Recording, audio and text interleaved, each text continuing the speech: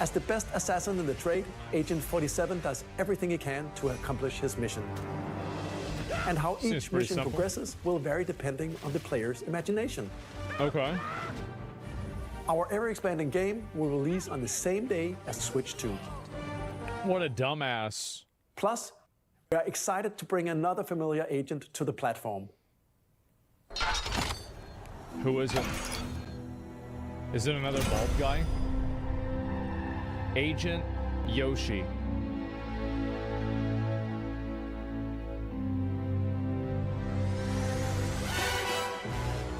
James Bond?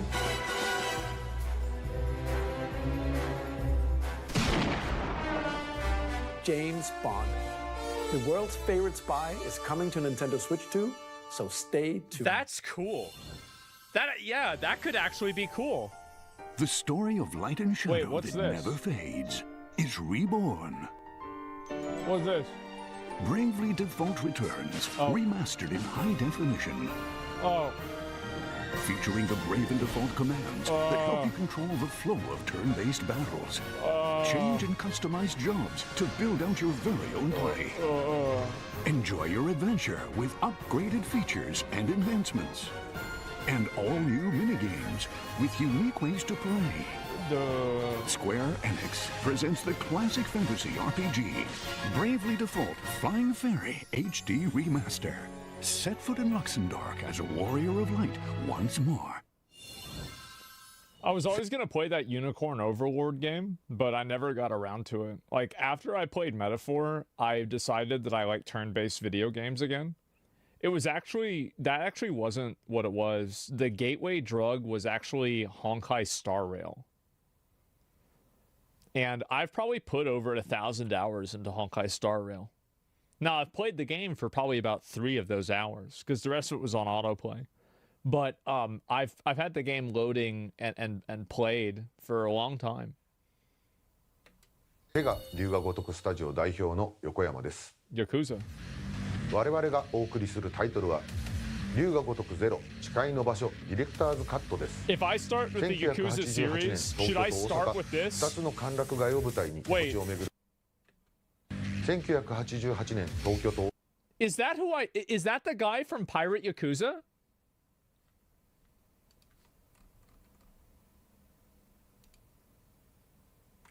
Holy shit! Majima, yes. Okay, so maybe I should play it. It's his origin. He's in every game. I didn't know. So this should be where I start. 土地を巡る争奪戦が勃発。伝説の始まりを追加シーンとともにお楽しみください。発売日は Nintendo Switch 2の発売と同じ日です。今後のシリーズ展開にもぜひご期待ください。This is the best one? Yeah? We'll have more games to show from our publishing and development partners, but for now, we'd like to show a game being developed in collaboration with Nintendo. Please take a look.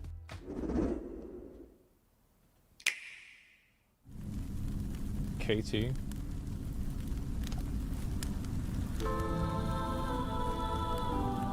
Is that a Pokemon? When the Zonai, who descended from the heavens, joined hands with the Hylians, who dwelled on the surface, their union led to a great and prosperous kingdom. This happened in real life. These are the Nephilim, the fallen angels that came down and they mated with humans. This happened. But in time, a terrible evil arose. Wait, it's Legend of Zelda, that's Ganon? A war was fought to vanquish this evil. One which future generations would call... Yeah. The Imprisoning War. Oh. Perhaps you truly have traveled back in time. The energy from this game really reminds me a lot of Metaphor. You know, like that Dragon Temple shit? Yeah. I like this a lot. That's Hyrule Castle? Then that must mean this really is the past.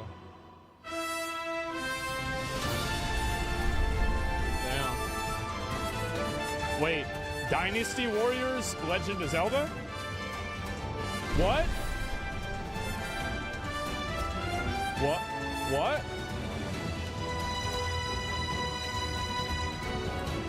That's awesome. Yeah, we're gonna play this.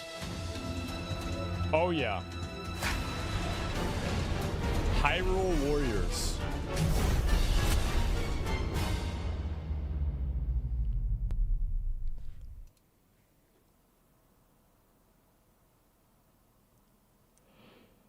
So whatever happened to like the Triforce?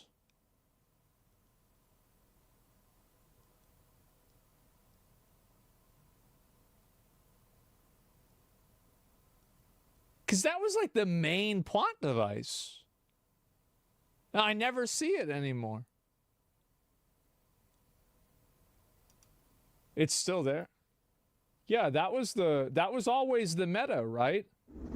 Courage, wisdom, and strength. That was Hyrule Warriors Age of Imprisonment. It's being developed by Koei Tecmo Games with support from Nintendo. Right? We hope you're looking forward to the untold story of the Imprisoning War, which took place in Hyrule long ago.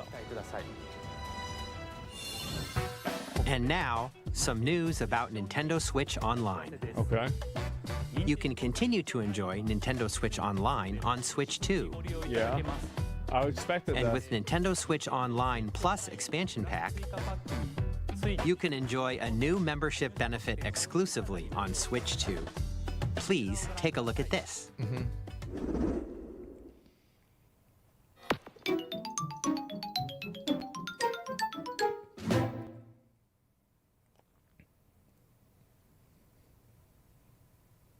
Those were the days.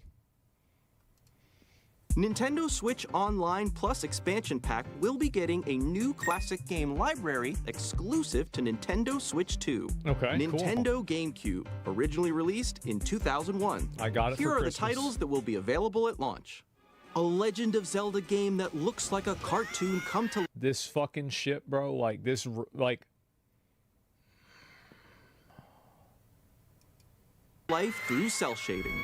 Controlling the wind using a mysterious baton, Link sets sail on an adventure across the Great Sea. The Legend of Zelda, The Wind Waker. Transcending history and the world, a tale of souls and swords eternally retold. I had this. In this 3D, weapons-based fighting game, each fighter comes equipped with a different weapon. And Link from the Legend of Zelda series enters the fray. Bro, this was so fun. 2. Experience a world of white knuckle. Whatever happened to F-Zero? Like, I'm gonna just give an unpopular opinion. I think they should stop making Mario Kart and just replace it with F-Zero. I think F-Zero is way cooler. That's just really what I think. Why not both? That's fine. Like, I remember my friend got this game for his birthday. And I already had the game. And so I played it with him. His name was Martin. And I beat him over and over, and I was lapping him like 2 or 3 laps ahead of him. And I was talking shit. He never played the game again. I think I ruined his birthday that year. I remember this. I remember this game so well. Racing at speeds over 2,000 kilometers per hour. Yeah. 30 machines will put it all on the line. I remember in unlocking every death-defying character races. was so annoying. Featuring the series' first machine customization and story mode. Get ready to experience F-Zero GX. Yeah, dude, this games game was that support awesome. multiplayer, up to 4 can play together locally or online.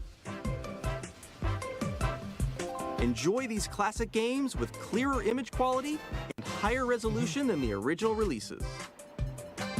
You can also check the controls for each title and customize them to your liking. That's cool. More titles will be added in the future. So Fire Emblem, Super Mario Sunshine. Like, what other game would I want to have them add? Maybe like, I don't know, if they don't have Super Monkey Ball 2, like, there'd definitely be that. And Melee. Ooh, Melee. You're right. That'd be a good one. Where's Sunshine? It's the beginning. It's right there. Paper Mario. Luigi's Mansion.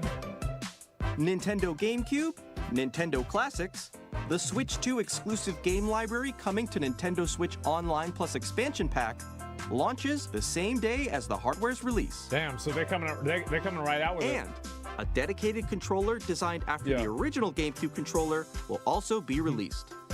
It can connect wirelessly and also has a C button to quickly access game chat. Cool. The Nintendo GameCube controller, exclusively available for Nintendo Switch Online members, will also be available the same day as Nintendo Switch 2. Let's be honest, they peaked with the GameCube controller. Everybody knows it. Whether you're familiar with the games or haven't played them before, we hope you're looking forward to Nintendo GameCube. It's cool to see Soul Calibur again. Of course, you can continue to play select games from the systems shown here on Nintendo Switch 2. Okay, let's see some more games from our publishing and development partners. Cool.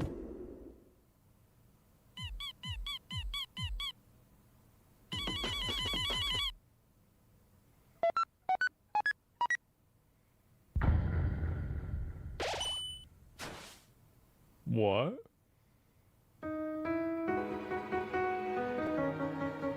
Is this like an Underworld, or not Underworld, Undertale game? Undertale's Parallels. That would be yes. Oh.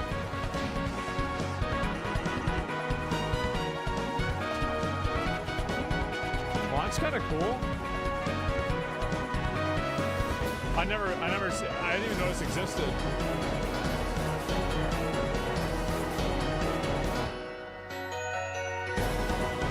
Is this good? Is it a good game? Yeah, Hi, it is. I'm Randy from Gearbox. Hi, Randy. Borderlands 4, our upcoming flagship Borderlands game, will launch on Nintendo Switch 2. Borderlands is back. Loot and shoot your way through a world filled with wild enemies and outrageous weapons. Yeah, I'll play this. We're still in development, and it's already the most ambitious Borderlands game we've ever made. Borderlands 4 will launch in 2025. We'll be sharing a lot of the game in the months ahead, and there's more from 2K on the way. What is that outfit? I'm Dennis Shirk from Firaxis Games. Wait, look at the difference here.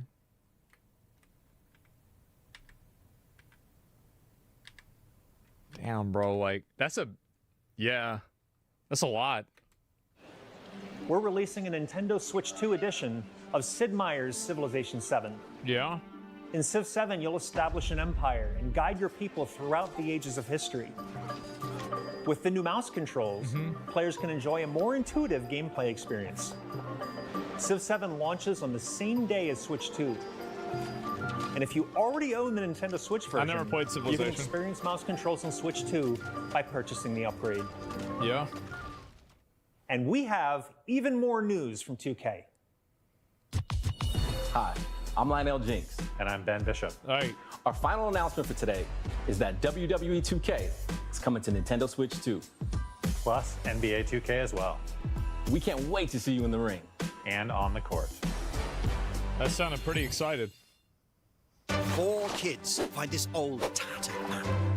Off they went armed with nothing but youthful enthusiasm and a profound lack of Is the Wind Waker 2? Boom! Terrible at steering a raft. Let's slay some trees. Awesome! You nailed it! Uh-huh. Hook, line, and sinker. Tastes amazing, doesn't it? Great. Really have started to master this survival thing. Next stop, the top. Ha! Nicely done. Well, I think that's everything. Let's set sail. This time, for home. Survival Kids? Okay. Hi, I'm Dave Crooks from Dodge Roll. What the hell is this? Here's the first look at Enter the Gungeon 2. Oh, yeah, people... I Dodge never played countless the bullets first one. aim for the Gungeon's depths in our roguelike shooter sequel. Now reloaded Yeah, I in a never new played 3D art style. This you looks can good. expect some fan-favorite elements to return. Oh. We're still working on the game, and we're excited What to the share more fuck? with you in the future. Bro, I can barely even tell what the fuck's going on. Is that a pineapple?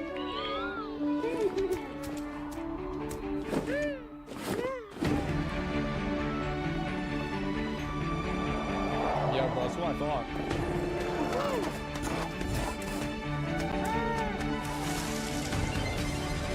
All right.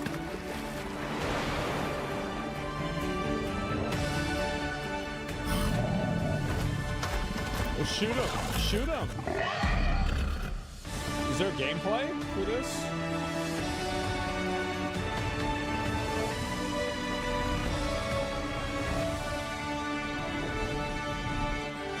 This is like Starfield for the Nintendo.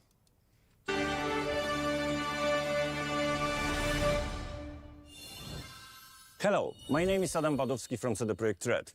We are delighted to bring the immersive world of the dark future to Nintendo players for the first time. Cyberpunk 2077 is an open-world action-adventure RPG set in Night City. Thanks to Nintendo Switch 2, you can transport yourself to the city of dreams at home or on the go.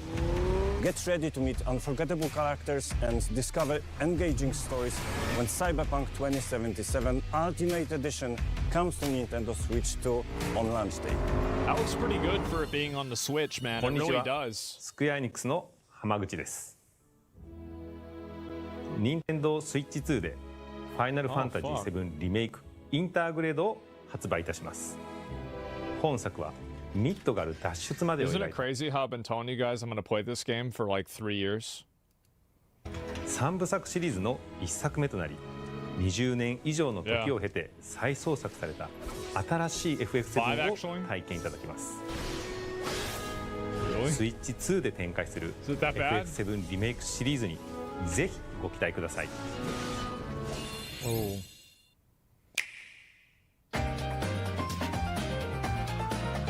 Yeah, some of these games look pretty decent.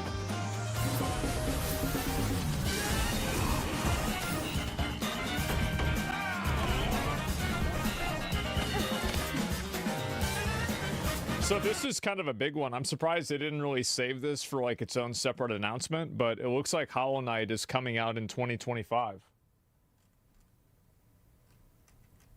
So yeah, like I mean now I finally eventually I guess I'm gonna have to like play Hollow Knight 1 and actually beat it. I've never beaten it. I played it for like 3 hours. That was it. Hurry up! Shut up! I got like 10 other games I gotta do first. Oh wow! Good night, universe. But you're a baby.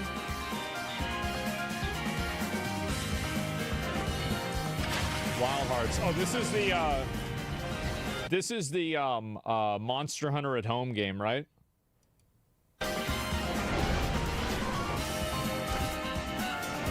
Yeah, okay.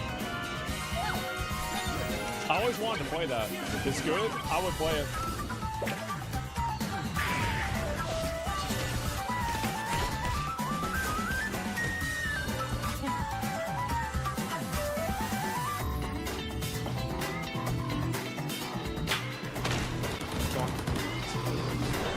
Alright. Oh. Dynasty Warriors? No?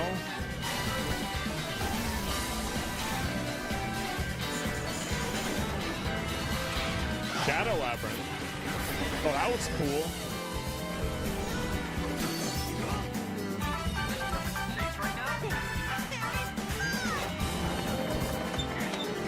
That's cool. I would try this out. Fortnite! Oh, shit.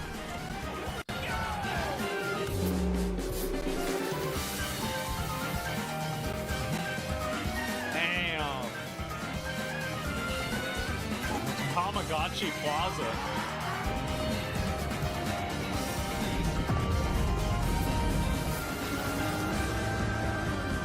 Some of these are all right.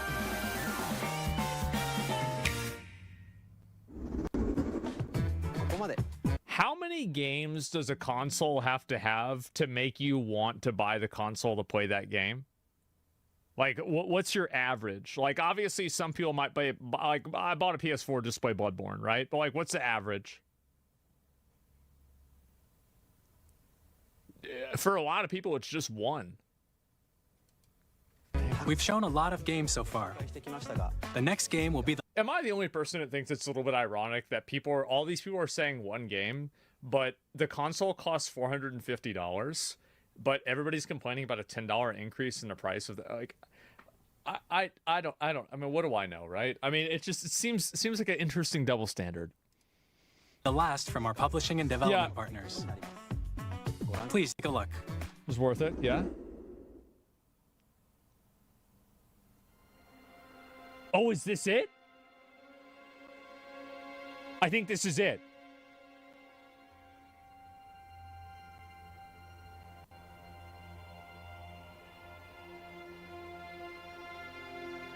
Sony wouldn't do it, so they had to switch up on them. I give you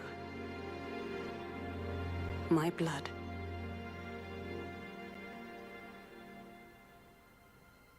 I give you my life. Turn, O wheel, and transport him to a night of moonlight. Oh. To humanity's very dusk.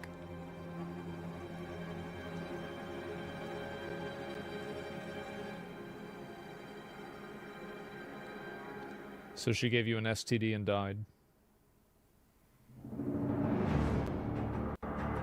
Yeah. This is it.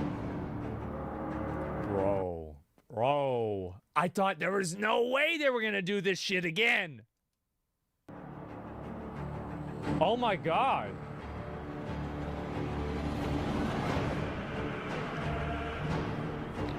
Dude.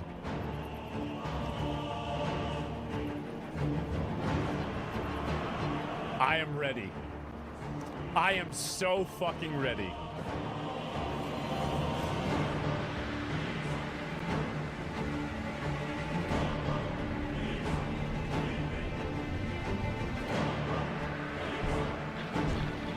Oh.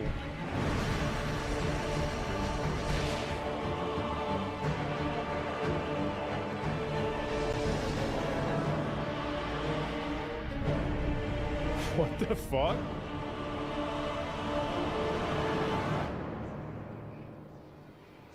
So we're getting Bloodborne 2.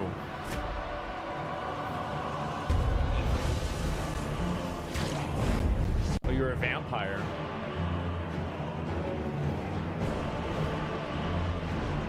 No, this is, guys, this is Bloodborne 2.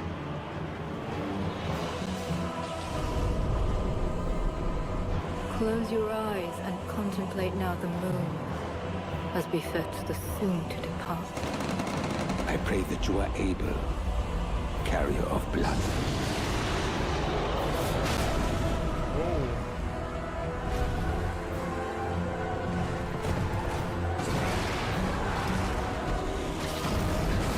What the fuck?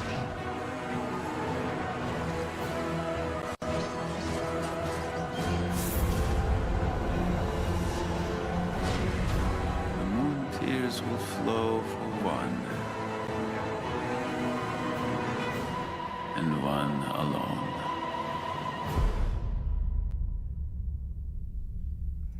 We are one step closer to the inevitable conclusion of From Software making the next Legend of Zelda game. This is one step closer.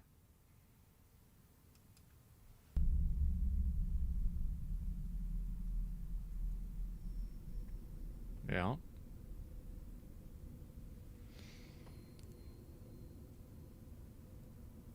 So is this coming out on release? 2026. No, it's not.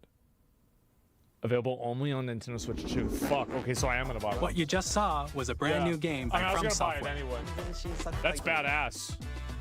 We'll be publishing a creator's voice article where the game's director, Hidetaka Miyazaki, will share more details about the game. So April please check 4th. it out when it's available. Okay. So that's in like 2 days. That's all from our publishing and development partners. That looks badass. We'd like to thank the developers who appeared today, as well as our publishing and development partners who prepared footage for this presentation. This is a PvE In addition to what you saw versus Z, today, that single player? our partners are working on I don't many know. games coming to Nintendo Switch 2. We'll know in 2 days. We'll showcase more games in the future, so we hope you're looking forward to it. It's an 8-player PvP for E? Next, yeah.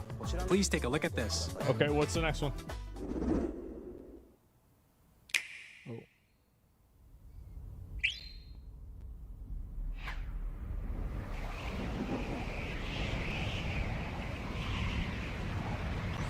What the hell is that?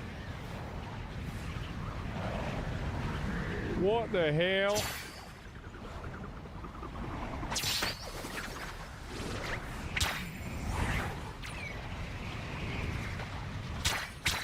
Okay.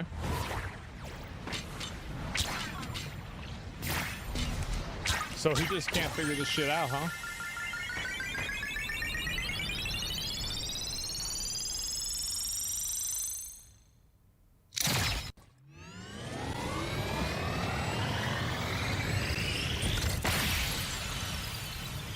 It's like Astrobot.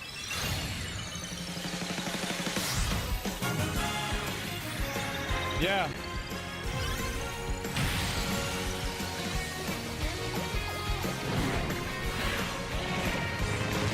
That's crazy.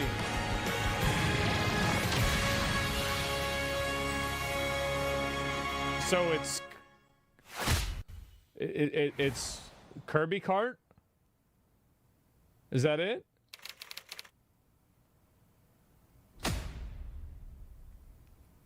This is Kirby Kart, that's it? Kirby Air Ride, which originally released on the Nintendo GameCube system over 20 years ago, is getting a brand new game. Yeah, I didn't even know. I don't We even hope you're remember looking that. forward to Kirby Air Riders, directed by Masahiro Sakurai. Next is our last trailer for today. Let's Please get take it. a look. Super Mario RPG 2.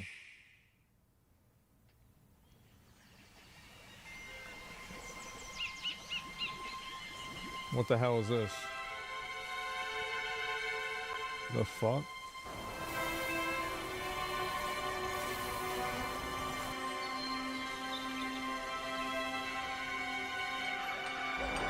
Can you get iron?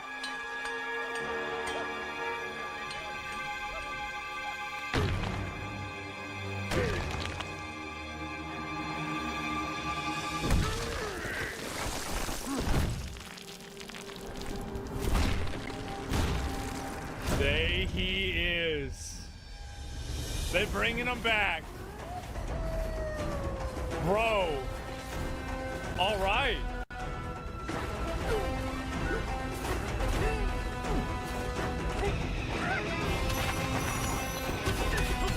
That's cool. Damn. Wait, what the fuck? What kind of game is this?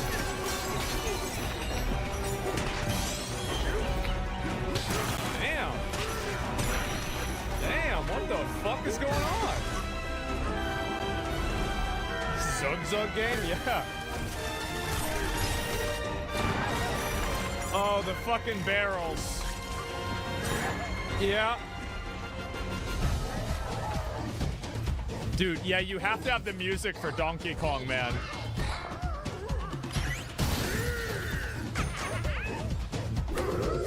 They're actually making a new Donkey Kong game. That's crazy.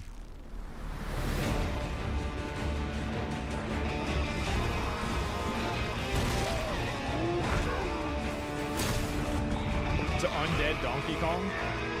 Mojo Jojo.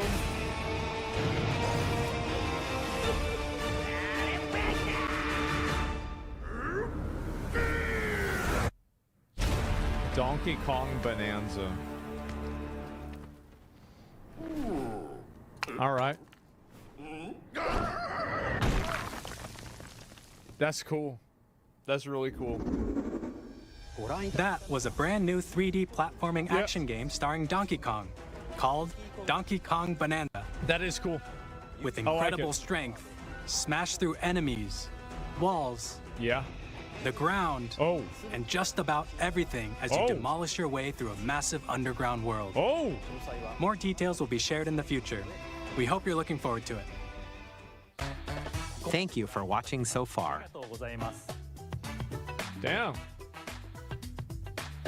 To recap, Nintendo Switch 2 launches on June 5th. Finally, here are the hardware options that will be available at launch. Let's get it. We'll release Nintendo Switch 2, as well as a bundle that includes a digital version of Mario Kart World. That's it? For more details, please check the official Nintendo Switch 2 website, which goes live later today. All right, got it. We've covered a lot of information. That's crazy. But that's all we have to share for today. You'll have to wait just a bit longer for launch. We are very much looking forward to everyone being able to experience Nintendo Switch 2. We appreciate you joining us today. Thank you very much. All right. So what did I think of this event? What did I think? I would say that this is... I mean, like, this, I don't know what this curse blood thing is. They're going to bring out more information about it in a couple of days, so we're just going to wait and see. So, like, overall, I would say that my excitement is...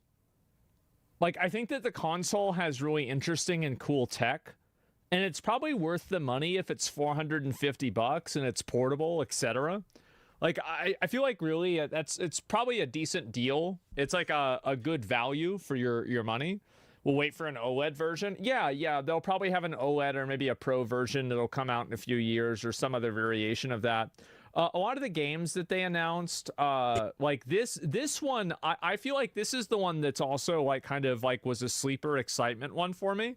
It was the mech game. I don't know what this is or what this is going to be, but this looked kind of cool. But otherwise, I mean, a lot of the games, I'm glad that they're focusing on FPS because FPS makes it feel like it's a lot better to play.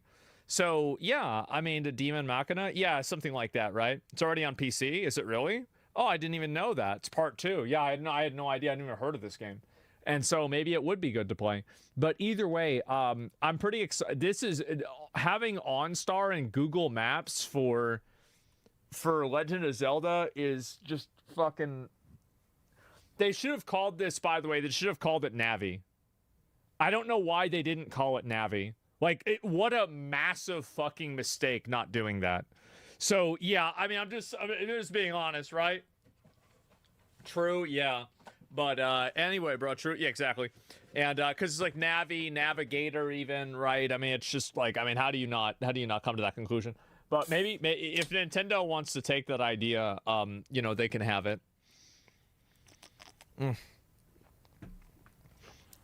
Fucking Nintendo, yeah. Navi's already taken. Yes, buy Nintendo. But hey, if anybody is gonna...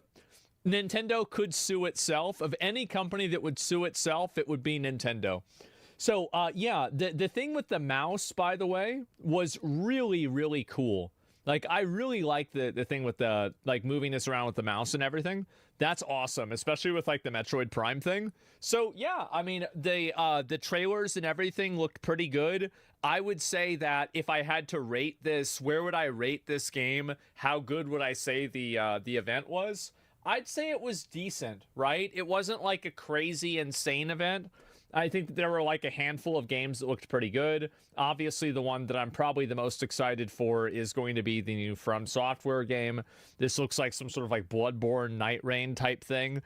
But I think that you have a lot of people that are frustrated about the quality of the price of the games. It's looking like Nintendo Switch 2 is going to be that benchmark upgrade from like things costing you know, like $70 up to $80. So I think you could definitely have that happen. And yeah, I'll get one eventually. Yeah, I think so too. And you play PoE 2 and Wilds on it. I don't know if you can or not. I have no idea. It's up to $90 for physical. Yeah, if you want to buy the physical copy, it's $10 more. And so, yeah, I mean, overall, the trailers looked pretty decent. I mean, there's nothing about this that's, like, really... Like, it's the same as, like, the PS5. I feel like the last game console that was, like, really, like, holy shit was either, like, the PS4, but, like, even that was, like, just kind of a good console. I'd say it was really the Wii. The Wii was the last console. Actually, the Switch. Yeah, you know what? The Switch 1 was really good. Like, this just seems like another version of the same thing. And the Switch 1, like, really, it's the Switch 2. Like, this is the Switch 3, because we had the Switch 1 was the Wii U, right? but that was like kind of like their test, and now they're fully committing to like the console thing. I mean the portable console thing. So yeah. You're saying 70 to 80, but Nintendo has been $59.99 this whole time? Yeah, so anyway, if you go and you look at the prices of the games, you can see like right here, where does it say? Mario, this is Mario Kart. Where is it? This is a pretty crazy website. Okay, where does it say? Holy fuck. Yeah, there you go, $79. And so the last Zelda was 70. Well, I'm just saying, like, it literally, I just want to show you, like, this is on the Nintendo website, and it says $80 on it, right? So, yeah, there you go. Free roam, you've been waiting 2 console generations to play Breath of the Wild? Yeah. I don't want to play the game on a shitty system. Yeah, I mean, absolutely. Like, I care about playability a lot. I mean, that's what really matters a lot to me. So, absolutely, that's what I would do. Yeah, 100%. That's what Day 1 DLC. I didn't even know it had DLC on it. Yeah, I guess maybe it does. But anyway, yeah. So, I mean, I would say, like, I can definitely see, like, where there's a lot of frustration from players where it's like, okay, well, now you're making the system cost more money and, like, that's too much for me, etc. But overall, I mean, I would say that, like, from what I've seen so far, actually looks pretty decent. And I'll be looking forward to the console. That's what I would say. Yeah, decent enough, man. You can emulate it on PC for higher FPS. Yeah, but I don't want to do that. Nintendo also never puts their games on sale. Maybe. What's an upgrade package cost? Probably like 20 or 30 bucks. That's what I'd assume, right? But yeah, how much is the console supposed to cost? The console at a baseline is $450. And I read that in Japan, you have like regional pricing and price locking, and it's actually only $350. But what's being sold to the West is for $450, and it's like $500 if you get Mario Kart with it. Do you think tariffs will affect that? I have no idea. I mean, I don't think anybody does. I mean, the state of tariffs change, it seems like every day, sometimes multiple times a day. So it's really hard to say. All right, guys, we're doing some bounce walking. It's been a while. Bounce walking, 500 meters. What's the delay? For kill, 500 meters for death, 150 meters for assist. All right, let's take a look at the Los Ratones draft, guys. Obviously, they are a competitor of mine now. They're a competitor of mine. I'm back in action with the Ruddy Sack, but still a Los Ratones fan. But the day we face off against each other, they will be my biggest enemy, of course. We shall break their bones, sticks and stones. Or we could just pick Rel. Yeah, I guess we just go Rel. I think the Alistar. I think Rel is better. Let's go Gragas. I think Braum is. Happy boss with Gragas? Go Gragas. Why are they afraid about? Why are they afraid of Braum? Yeah, as long as Darius is not a horror for you, I mean. Braum against Mundo and fucking Azir? Who fucking cares about Braum? So we get the Alistar side. I think you tank the Rel side of the Alistar there and counter picked up. I thought this was Hawk, not the But maybe Bousy Mama doesn't have like the champs. There's the benefit of not watching live, but still not knowing the result. We can skip past the pause. Alright, Bouse, make me walk, baby. I already walked 5 kilometers today. That's the Grasp Jace. Also just guaranteeing the CS. Greedy step up here from Bouse. The melee wasn't even in kill range. Bousy Mama. At least like this, he makes the Jace hard push, which is obviously a small benefit here.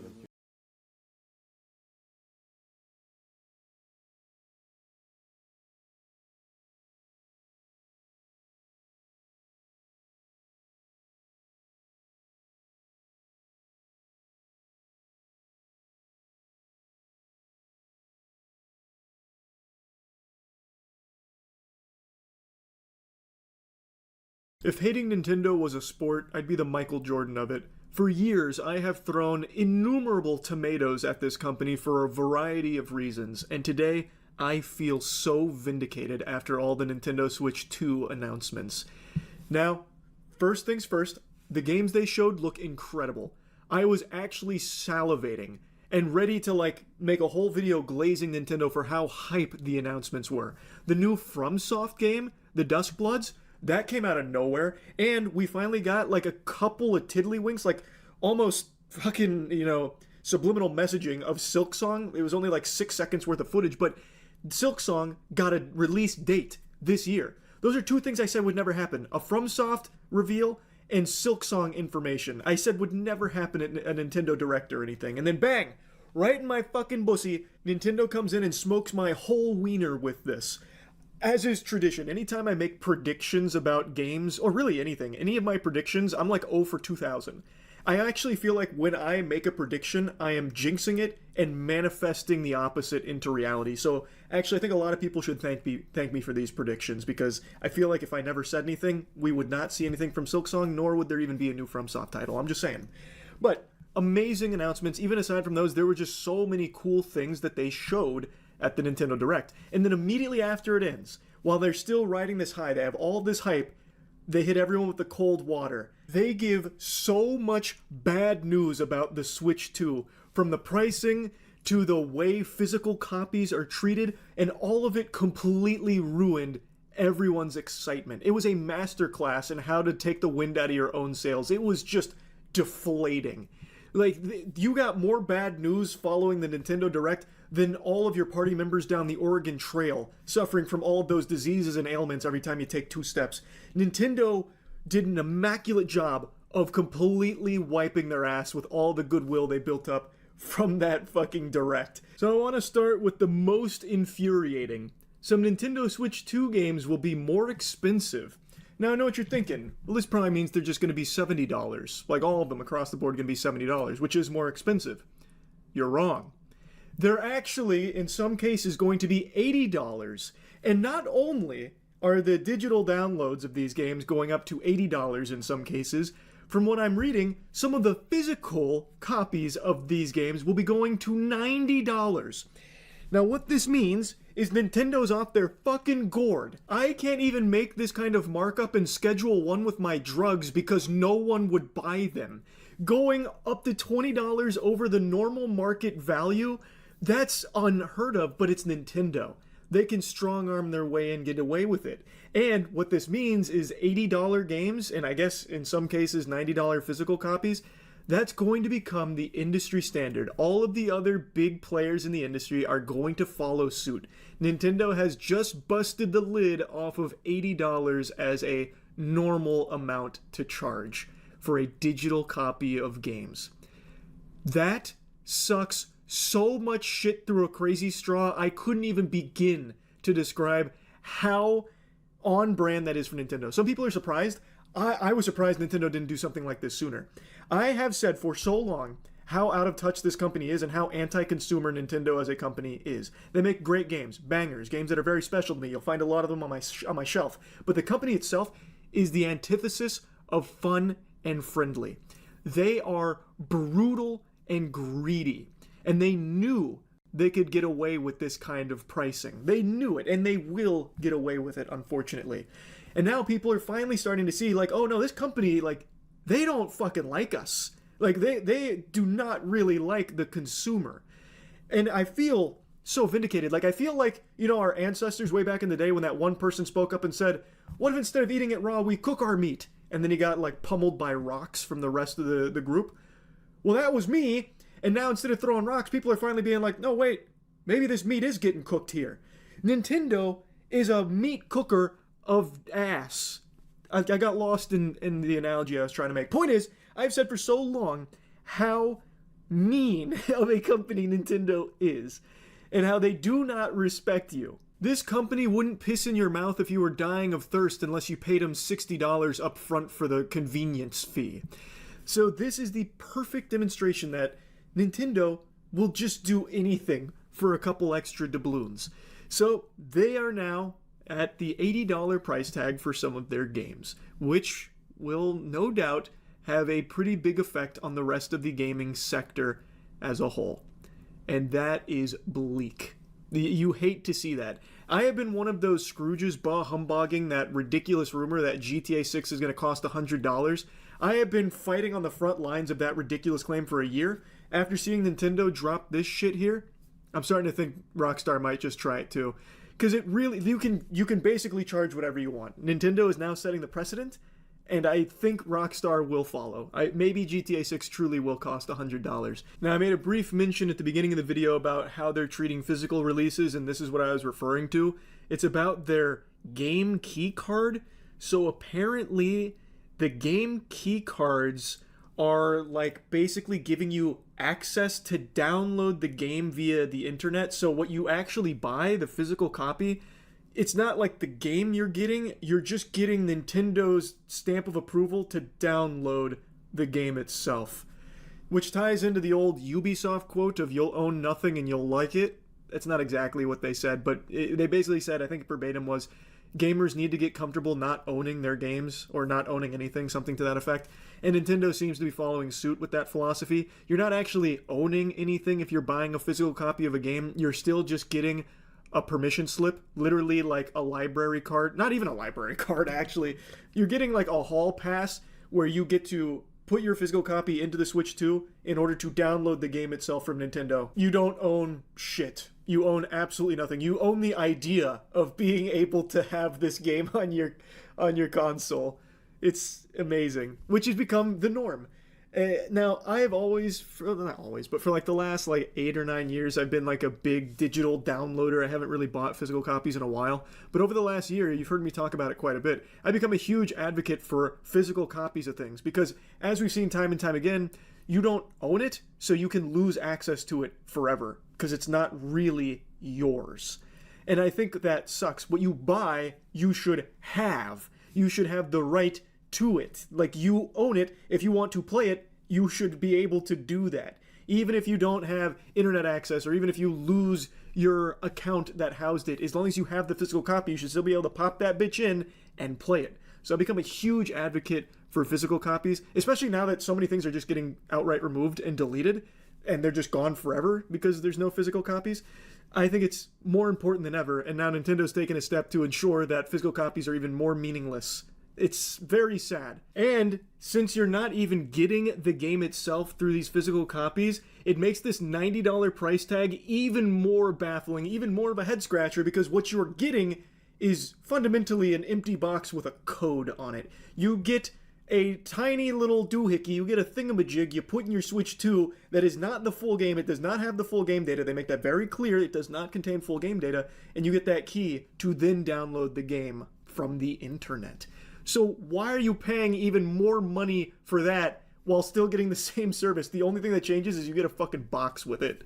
It's craziness. It's actual craziness what Nintendo tries to get away with, and what they inevitably will get away with. It's such a shame, too, because the Switch 2 does seem to be a significant upgrade over the Switch 1, which of course isn't saying much because the Nintendo Switch is basically like a fucking glorified 2011 smartphone. That shit is wimpy. And the Switch 2 is finally a modern console. Finally, some real power. And they showed so many good games for it coming out. It's extremely exciting, that catalog. But now, I can't be excited for it because I hate the precedent they're setting with this pricing. I hate the precedent they're setting with the physical copies. Which you can't even call them physical copies. They're not physical copies. You're getting a box with a code on it, basically. It's just trash. Nintendo is insatiable in their appetite for more money. A gluttonous corporation, which it should be a surprise to no one, but it really is just egregious here with what they're doing for the Switch 2 and its pricing for some of the games. So yeah, it's not super fun, Nintendo. Don't like that very much. That's about it. So yeah. Paimon's, wait, what? Okay, here's the thing. If voice actors, both non-union and union, in a video... It's funny because of the voice, right? It's really funny. Like, it's actually so funny. Video game want a game to go union, the game should go union. Nobody else... What did they say? Okay, here's the thing. If voice actors, both non-union and union, in a video game want a game to go union, the game should go union. Nobody else's opinion matters. Well, what about the people who are making the game that pay you the money? I feel like their opinion kind of matters, right? Because, like, if you... The thing is, like, so if they're paying you money, then their opinion matters. It's crazy how fast, like, bro, they're gonna get replaced with AI real quick. Like, this is about to be like, yo, you're gonna have Chat GPT by the time that they bring out the next Archon and Genshin. That's what's gonna happen. That's it. That's it. And YouTubers don't know anything. YouTubers don't know anything. They're not voice actors. They've never been in my industry. They don't know what my industry is about. They don't know anything about SAG. They don't know anything about being a non-union actor either. And we don't care. You're right about all those points. It doesn't matter. Nobody gives a fuck. Nobody cares about this but you. What matters is the end customer. And so, like being a voice actor or something like this, like, nobody gives a fuck. Nobody, like, it doesn't matter. Like, it's... Why would a YouTuber care about, like, what it's like being a voice actor? Like, people that do YouTube videos about a game, these are consumers. These are end consumers. Why would a consumer care about... Basically, this is a big issue that a lot of artists have, is that artists place a lot of value into the process of art, but the end user usually does not. So this is a big problem that a lot of these people have, is that they're unable to empathize with the thinking of the people that they're trying to sell a product to, excuse me. And so, like, if you have people that you can't think like them and you're trying to sell them a product, well, guess what's going to happen? You're going to have a bad time. You're going to have a really bad time. And so that's really what the issue is. So we don't need to know what it's like. Stop telling me to go to liars. Liars. Liars. They are paid to lie to you. Who's paid? Also, I'm sorry. They have more incentive to lie. They have more of an incentive to lie because idiots like you fall for their shit and they get paid for that. Hello? God forbid. No. See, it's you just don't, like, she just don't get it, bro. Like, she don't get it. And she just don't get it. Like, it's... People understand your point of view. They just don't care about it. It's not complicated. You want more money. You want more money. You want protections for your job. That's really what it's going to narrow down to. Right? Like, these two things is what it's going to come down to. You really think that nobody can fucking figure this out? I want my industry to actually, like, I don't know, function, and that everybody gets paid and everybody gets, like, health care. Did you know that, like, once things become union, people get paid a lot more? So people are like, oh, but... Well, why would a customer want that? Why would a customer want you to get paid more money? Because usually if there are wage increases, the end user could end up paying more money. The big problem that a lot of these people in these Hollywood industries and Hollywood unions have is that they think that there is any sort of solidarity and understanding that the average person has about a person in entertainment not getting paid enough money. The reality is that entertainment is seen as a luxury industry, and that's the reason why when a streamer complains about their job, everybody gets mad at them. And it's because people think working in entertainment is really easy, and it's effortless, and it's just, like, dumb. So whether you think that's true or not, I don't need to debate that with you because it doesn't matter what you think. What matters is what the audience thinks. And if the audience thinks that, then that's what it is. And there's just people just don't, like... There's a lot of people like this, and that they're so intellectually and emotionally captured by their thinking that it prevents them from seeing the point of view of anybody else. And if they do see the point of view of somebody else, they are unwilling to compromise with this person at all. And they just tell the person that they're wrong and they shouldn't think that way. That's not the way it works. So, intellectually retarded. Yeah, exactly. And so, like, you tell, and this is the way it is, like, you know, for example, actors crying in COVID. People are like, well, and I bet being an actor during COVID was stressful. I bet it was. But, like, nobody has any sympathy for people that work in the entertainment industry. And that's pretty much a period at the end of that. And maybe it shouldn't be like that, but it do. You know, then some non-union actors will have to join the union. Yeah, they'll be able to easily because they'll get paid more. Also, there are options that the union has to help pay for those things. There are options to help people pay for the union dues within SAG, but you don't know that. oh my god, it's almost like you're not an actor. It's almost like you're not a voice actor. Well, you're not a... Yeah, exactly, they're not. So why would they care about what you think? Why would they care about this? Like, they're going to side with the company. They don't care about how... People don't care about how things are made. They care about what it is. Well, and so if the product is a problem, they're going to look at you as the one that's the problem. That's it. It's so fucking entitled. Well, it's... The thing is, like, I support unions and everything like this, but what I don't support is, like, this, like, weird thing where these people, like, they don't even understand or try to look at it from the point of view of somebody that disagrees with them or doesn't really care. And I think this is a big problem. And I'm going to tell you what the end result... Actually, let me finish this video, then I'll talk about it. And neither are these YouTubers. But bottom line is that both non-union actors and union actors in a video game want it to go union and have wanted it to go union for a long time. Yeah. So nobody else's opinion that is super fucking wrong anyway matters.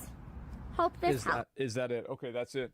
So here's what's going to happen is that you're going to get replaced with AI and you're going to have to, I don't know, like do DoorDash or something. That's what's going to happen to you. And the reason why it's going to happen is because you are disagreeable, annoying, and you're asking for something that you think that you're entitled to that you're not. You're not entitled to always having this company do whatever you want. You're not entitled to making the customer base of the game agree with you and making an appeal to your authority on it. As if these people that you're talking to have no similar experience. Do you think that people don't understand, like, what a union is? People don't understand this? Like, yeah, I'm sure some people don't, but I think the majority of people, especially, you know, average, like, adults, understand what a union is. And so all these people that are getting mad about this on Genshin Impact, like, they really wilding out about this, too. Like, it's crazy. Genshin, VA. Let me see if I find any of this. They're really Keking voice actor who defends.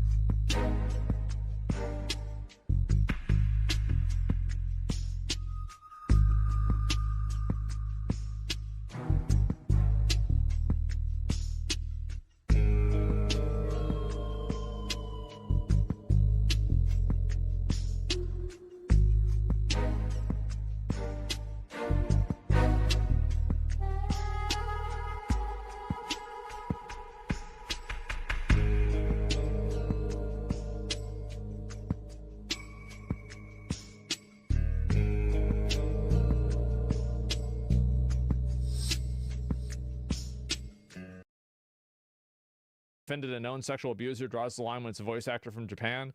Why, these people, they are just popping the fuck off. So this is what's going to happen. Gaming, game sign interim is the best outcome for all actor. Are publicly saying that you're okay with putting non-union voice actors in a bad situation if game companies sign the interim. What game companies need to do, like if I was Hoyoverse, this is what I would be doing. I would be thinking about how can I get AI in my games as fast as possible that consumers don't care about and it has the same level of quality, so I can stop paying these psychotic freaks that are sitting around on Twitter trying to fuck up my product. That's what I would be doing.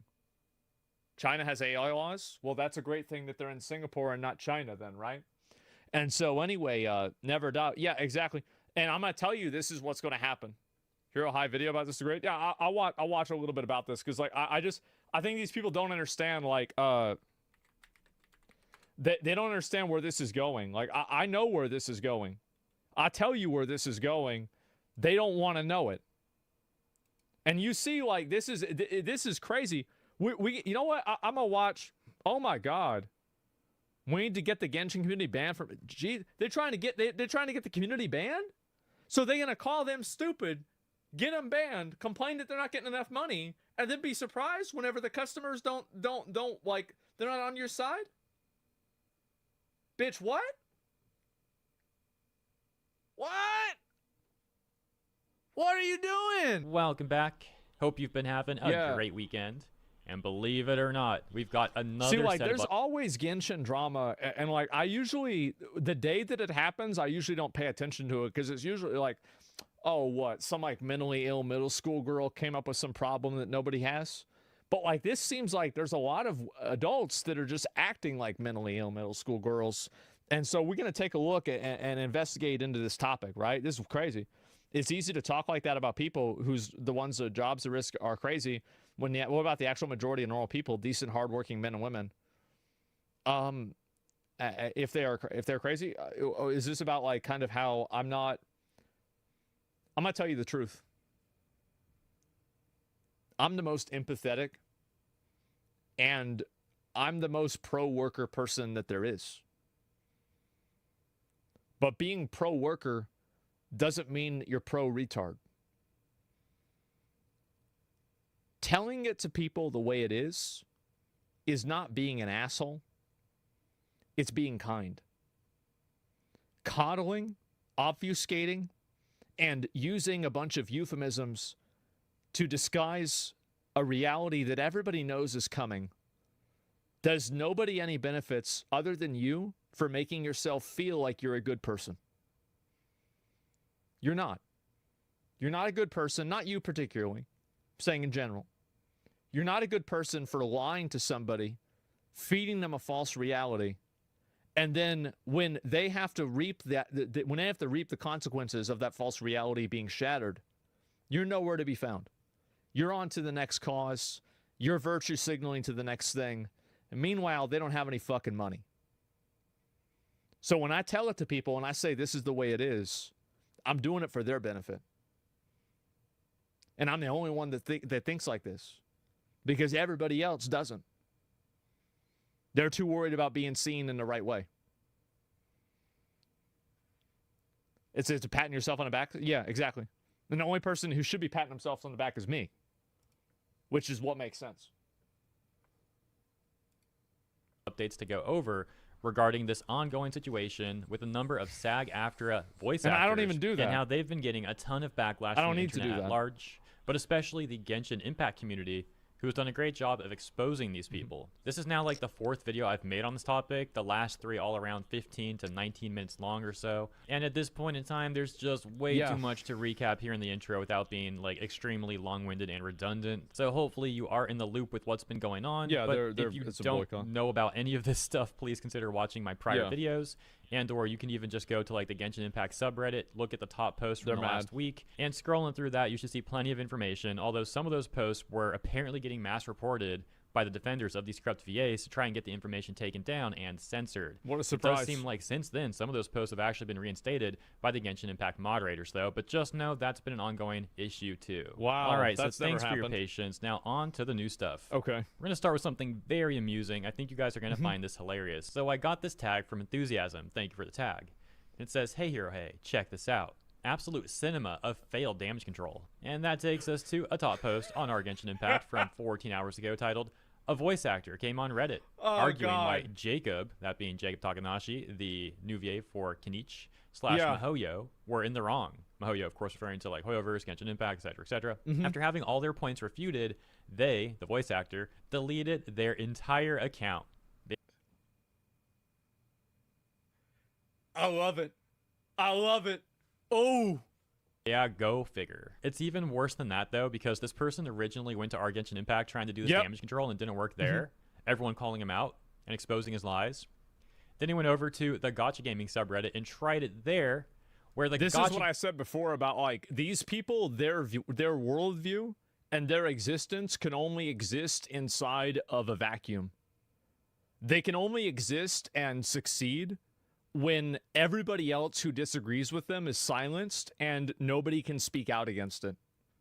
They can only exist, like, it's like, you know, like how those, there's like, you know, those white rhinos and those pandas whose dicks don't work, and so they're in an endangered species, and they have to be on, like, a reservation and be protected. Well, this is kind of the same thing, because, like, these people, they can't exist in the natural order of things, and so they have to be on their own little protected, you know, species reservation.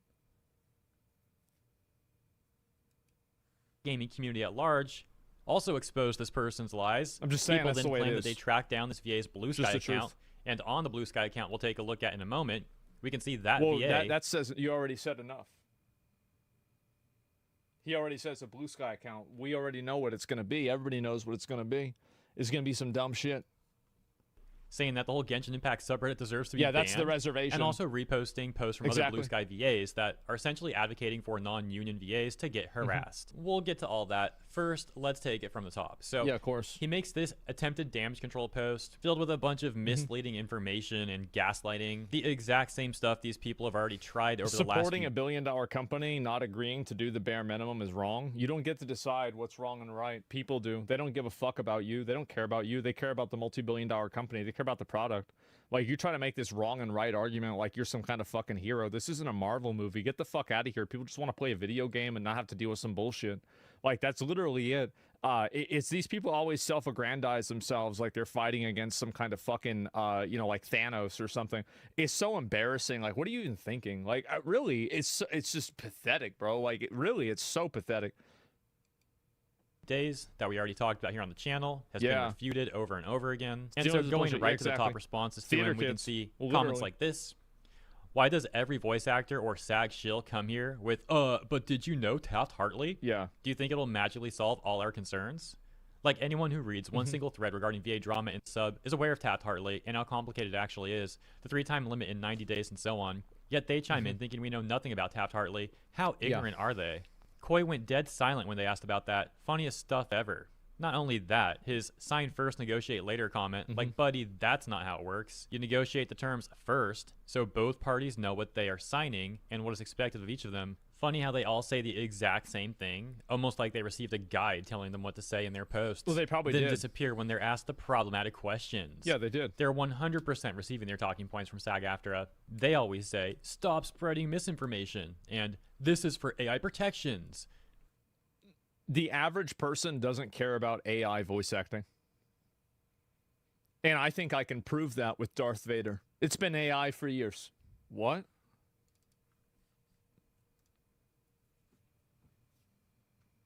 How about that, huh? It's a literal fact. Like, that's the way it is. But then don't elaborate when asked further questions or vague about it. Like, Yeah. what? It's you guys spreading misinformation. They sound like freaking robots at this point, regurgitating the same spiel every time. The voice actor who made this post is probably reading this right now and getting people to report this post as we speak. Edit, Sean Laraway, the poster, changed his Blue Sky description to Genshin Impact is cringe because he's all mad. This is so how do you think that, like, how do you think this is gonna work? So you have a bunch of these, like, theater kids that are in, like, they're in rage phase, and they're really having a moment, and you think that you're gonna be in a good situation by telling the people that pay you money that their game is cringe?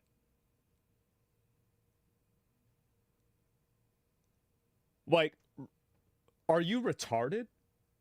Really? Like, what do you think you're doing? How do you be that stupid?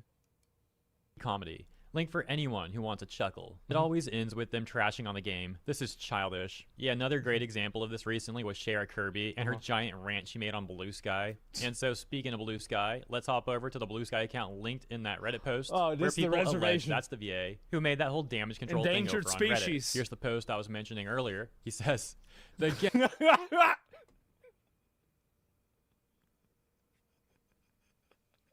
Bro, we got half the website to like his comment. Isn't that crazy? Damn, bro. Like, wow. Genshin Impact subreddit deserves to be banned at this point. Yeah. Freaking hilarious. So that subreddit needs to get banned because they disagree with you. People don't. Yeah, for sure, bro. Like, absolutely. Pathetic, of course. And then he's also reposting this Blue Sky post from another voice actor that reads, much like how a tolerant group must still be intolerant towards intolerance, a cornerstone of union culture is making sure that scabs, regardless of any sort of legal justifications for what they did, feel constant scorn, shame, and derision for willingly betraying their fellow workers. Piss off. So what's the logic here that you can bully scabs, but customers can't bully you? What's the logic? Because you think that you're the one that's right? Well, isn't that convenient for you? But really, there's no logic. Yeah, there's no logic. This is not how it works. Like, it's crazy how I get... These people love to have acceptable targets. They love it. It's so fun. What's a scab? So a scab, this is like, so... A scab is like when you're in a union and there are people that work through a workers' strike. Like, they still, like, a strike is like where you don't go to work. Like, everybody collectively decides we're not going to work until you give us what we want. And a scab is a person who says, I'm still going to work. And they basically allow the company to continue existing and not have to meet the demands of the union. That's what a scab is. Continues to rage and then reference Jacob Takanashi, insulting the dude and basically trying to get people to harass him. But then you really had voice actors like Little Karibo and Kiba Walker the other day basically trying to say that, oh, no voice actors are trying to get you harassed, Jacob. That's not happening. Wow, to say ball is in his court when 5 voice actors or so sent their rabid fan bases to attack him is actually crazy. Foreigners aren't expected to strike for something their labor laws already protect them from. Nobody sent fan bases to attack them. You realize that's what y'all are doing, right? Like, read the text straight up. No one said go attack him for doing this. Yeah, no, you are. If you post and you call somebody a scab, and then there's a whole culture around that, like, you're absolutely calling for somebody to get harassed. And, like, again, you want to call for somebody to get harassed, go ahead, do it. But, like, don't go and act like you're a victim. That's the problem. And you can see, like, this is clearly like like her getting mad. Your community is sending death threats and talking about people's dead relatives. How's that equivalent? It's just hose mad. I mean, look at this. 3,000 likes or 3,000 views. It's got 5 likes. 3,000 views. It's got 3.3. It's even got more. It's got 205. It's pretty obvious where the people stand on this. And it's certainly not with these people. Meanwhile, now they're the ones trying to play victim. Many people viewing this as a desperate attempt at further damage control. See, this is the problem, right? Is they go and they attack somebody and they want to be able to harass and attack people that don't follow the rules that they've decided that everybody needs to follow for voice acting. And basically, like, now it's like, well, now people are calling us out for bullying, so now we're getting bullied. But isn't this weird, right? Is that you use the idea of the paradox of tolerance, that you can't tolerate the intolerant, but you never think that this is being reflected on you, where people are not tolerating your intolerance towards other people that don't want to agree with you. Like, isn't this the same paradox, but you're the ones who are the ones that were being intolerant? It's horseshit. No, you think about this. You think it out. And it don't make sense. So seeing how the narratives that they've been trying to spin have completely shattered and how much public goodwill they've lost. And so ultimately the VA, who made that Genshin Impact post that completely flopped, that people are alleging is that Larway person, then ran over to the Gacha Gaming subreddit to make basically the same post, trying to damage control there. But it turns out public reception is the same he got over on Genshin Impact, with people calling out his nonsense, and top comments like, anytime a random VA appears to explain the so-called AI protection, quote-unquote, They completely disappear and refuse to say anything once you bring the issue of interim agreement that they want to force companies to sign. I wonder why. Edit, I woke up and he already deleted his account, as expected, lol. He went to the Genshin Impact subreddit, got all of his points refuted, deleted his account, then changed his Blue Sky description to Genshin Impact is cringe. Quick side note, I thought he went to Genshin Impact and then Gacha Gaming, but maybe it was the other way around. Either way, same outcome, you get the point. And then this response to that says, yeah, no, exactly. And by the way, this is one thing, I just want to see this real quick, because this is a comment that somebody made. And I think that, say somebody said Darth Vader isn't a good example. James Earl Jones is an iconic actor, and people miss him as the actual voice, but 99% of voice actors, nobody knows or cares about who they are. I think you're making my point for me, actually, is that because none of these people actually have, like, any sort of, like, real identity, other than, like, the characters that they're attached to, that's the reason why people aren't going to give a shit about them. So I actually think Darth Vader becomes a better example by that, is that if you can do this to like a very famous actor and people can all know that it's not this person, then what's the probability that you can do it to unknown actors that most people don't really know about that well, and it doesn't make a difference? You see what I'm saying? Like, that's how I see it. Absolutely loser behavior. Another top comment reading. I'm pretty sure they received talking points from SAG to gaslight us that joining them is for the greater good. Of course. Gee, that phrase sounds familiar, and it doesn't have any malicious undertones behind it. Anyways, because of them attacking Jacob and labeling him a scab, Genshin Impact players developed the legendary skill of literacy. Wow. And decided to do what they want, which is to do some research. Too bad what we were able to find when combing the agreement is malicious and sounds like they want to monopolize the entire EN dubbing space. Of course they do. That's the thing. And they want to maintain control. And this is the problem that some unions have, is that, and I'm not going to talk about this in this particular circumstance, but I'll say in a general sense, is that I think that, like, average customers are generally on the side of unions. Like, they're actually like more pro-union than not.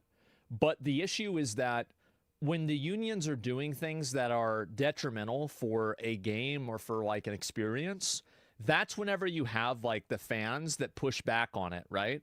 And so when you're asking for something that isn't in the best interest of the players for whatever reason, or it's not even in the best interest of the company, you're just trying to strong arm them, you lose that sympathy.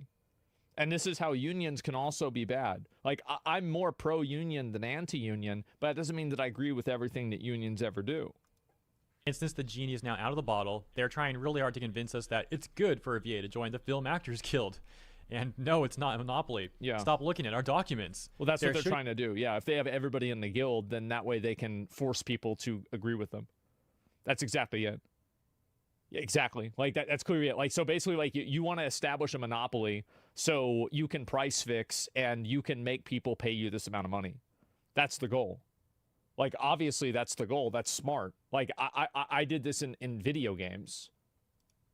Yourself at the foot, and then there's blowing yourself up with a bazooka. And finally, going back to Sean Laraway's Blue Sky account, we can see the bio now reads, "We'll always pick on scabs." Oh, yeah, always these people pick on scabs. You're always going to pick on them? That's fine. You want to pick on them, that's okay. But you just have to expect that people are going to pick on you. See, that's the problem that these people have, is like, I got no problem with people that want to go and do this, but you can't go and get vitriolic and then be surprised when people say, nope. Nope, that's weird. Like, we don't like you. That's the issue, is they want it both ways. They want to be able to be vitriolic and aggressive, but they don't ever want anybody who is doing that to them. People are so brave, having a giant union like SAG-AFTRA backing them and their whole clique as they pick a single individual, Jacob Takanashi, to bully and harass. This is all going so poorly for the union voice actors that there's now top posts in our Genshin Impact like this one from just 1 hour ago saying if half of the characters get recast, then so be it. I used to be for the VA strike in that AI was the initial threat to their livelihoods. Now, as the truth unfolds, this whole strike is just a Trojan horse for Western companies to stick their grubby little hands into a piece of the pie. This outburst from specific VAs is no coincidence. They've probably been feeling this way for a while, and now that there is an outlet, they thought this would be a great chance to rally the troops. Well, now it has completely backfired, and the only thing to show is that some of these VAs are petty and completely unprofessional. Yeah, quick side note, that's something a lot of us have known for years about the Western VA industry, Everybody knows but it's that. good that more people are becoming aware of that, so continuing. Most VAs are considered lucky to work on a consistent project that is aimed to last for several years, and you're a recurring character. True. I'd say that Hoyo has waited long enough, and the gloves should come off. If half the characters I think that they should too. Like, if I was Hoyoverse, what I would do is I would just replace all these people with AI. I would find people that are like decent actors and then just like kind of use them and then use that voice as AI, and that'd be it. They waited for 6 months. Yeah, like, and also like, why wouldn't you do this? Like, this is clearly like a big problem that affects your product. I mean, if you're trying to make a good product and you're trying to deliver that product to a customer, aren't you going to try to go with the method that's the most stable, that doesn't have like the chance of popping off on Twitter? AI voice acting is dog shit? No, it's not. AI voice is not good enough yet? Yeah, well, when it will be, then, well, I mean, again, like, I think that's a good point. You're saying it's not good enough yet. Let's assume that it is. Let's assume it's not good enough. Let's just assume you're right. You want to lay the foundation to be able to use the AI in the future. That way you can transition over to that, and you don't have to worry about these people trying to strong arm you. That's just a smart thing to do if you're making a game like this. And I think that's what, like, if I was them, that's what I would do. Recast, then so be it.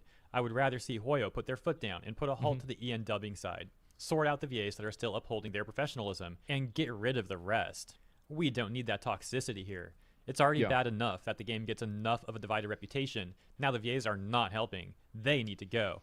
It's all fun and games until EN players stop spending because the characters are inconsistently voiced. Now that we know what's really going on, it's safe to say they are already doing that. A top comment reading, do a power play. Realize you don't have any power. That's the problem. All of your VAs get recast. Video game companies will now hire non-union VAs to avoid you. That's right.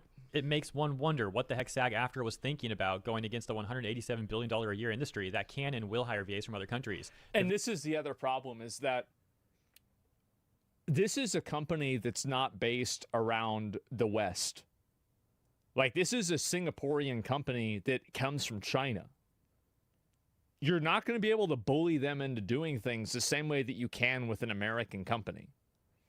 Because they have a totally different value system over there. They don't even understand what the fuck you're saying. They don't care. So and this is what I said before. This is the part of the AI conversation that many people who are anti-AI refuse to acknowledge, is the fact that even if the United States bans AI, it doesn't stop companies overseas from using it. And to the extent that you have a free market and those AI products are comparable and better, people will choose those products because the end product is all that matters. And that's the issue that these people don't have. Yeah, we don't care. Just put the English dub's voice in the game. Exactly, right? And so they don't understand that the whole world is involved in the economy now. And so you can't like force Western contemporary AI artist ideals on a company that's in China. Like, they don't even know what you're saying, literally, because you're speaking in English. Video game industry is not Hollywood. That's just how it is. Well, you know, the sad fact of the matter is a lot of the Genshin Impact community for a while was supporting these VAs and their agenda without questioning anything. Like, it was going well for them for a minute there. It's really over the last... But like, the moment that you start demonizing the community, like, nobody wants to be talked down to by a person who is being paid to make a character. And also, like the characters in Genshin are all like nice and upbeat and funny. And so like when you have like your character from Genshin that's like this nice, super upbeat and funny person, and then you have them go and fucking do like this, like I swear to God, like, I mean, really, you look like a nutball. You being crazy.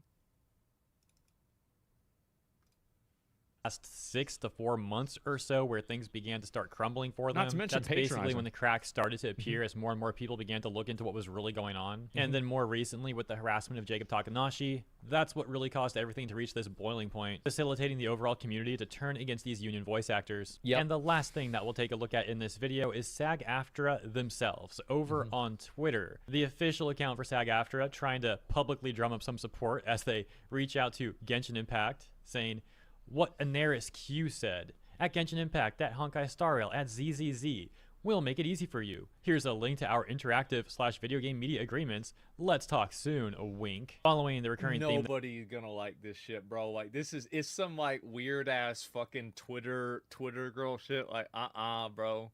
How about no? Yeah, exactly. It's a ransom. Yeah, it's not gonna happen. And you should know that while Paimon's voice actor is spewing all that shit about scabs, she's still working and collecting money. Wow. Is it another? So you're telling me this is another example of a person who actually has no skin in the game, that has nothing to lose, that's just being openly angry and aggressive to other people who do? Wow. I think this might be the first time that's happened. That we've seen so far. This also ended up going terribly for them, as they got this community note added to it, which reads, she says because she's disabled, so it's okay. I mean, I already watched the video. I knew that. This agreement has severe limitations on how MiHoYo can work with non-union voice actors, including a lifetime time limit for the voice actor, and eventually forcing the voice actor to either join the union, which has large entry costs and fees, or stop working on the project. SAG-AFTRA had also used so they this got message community noted. As we saw, quote tweeting This is the dark side of unions, and this is why people are anti-union, is stuff like this strong arming. So let's check out that message too.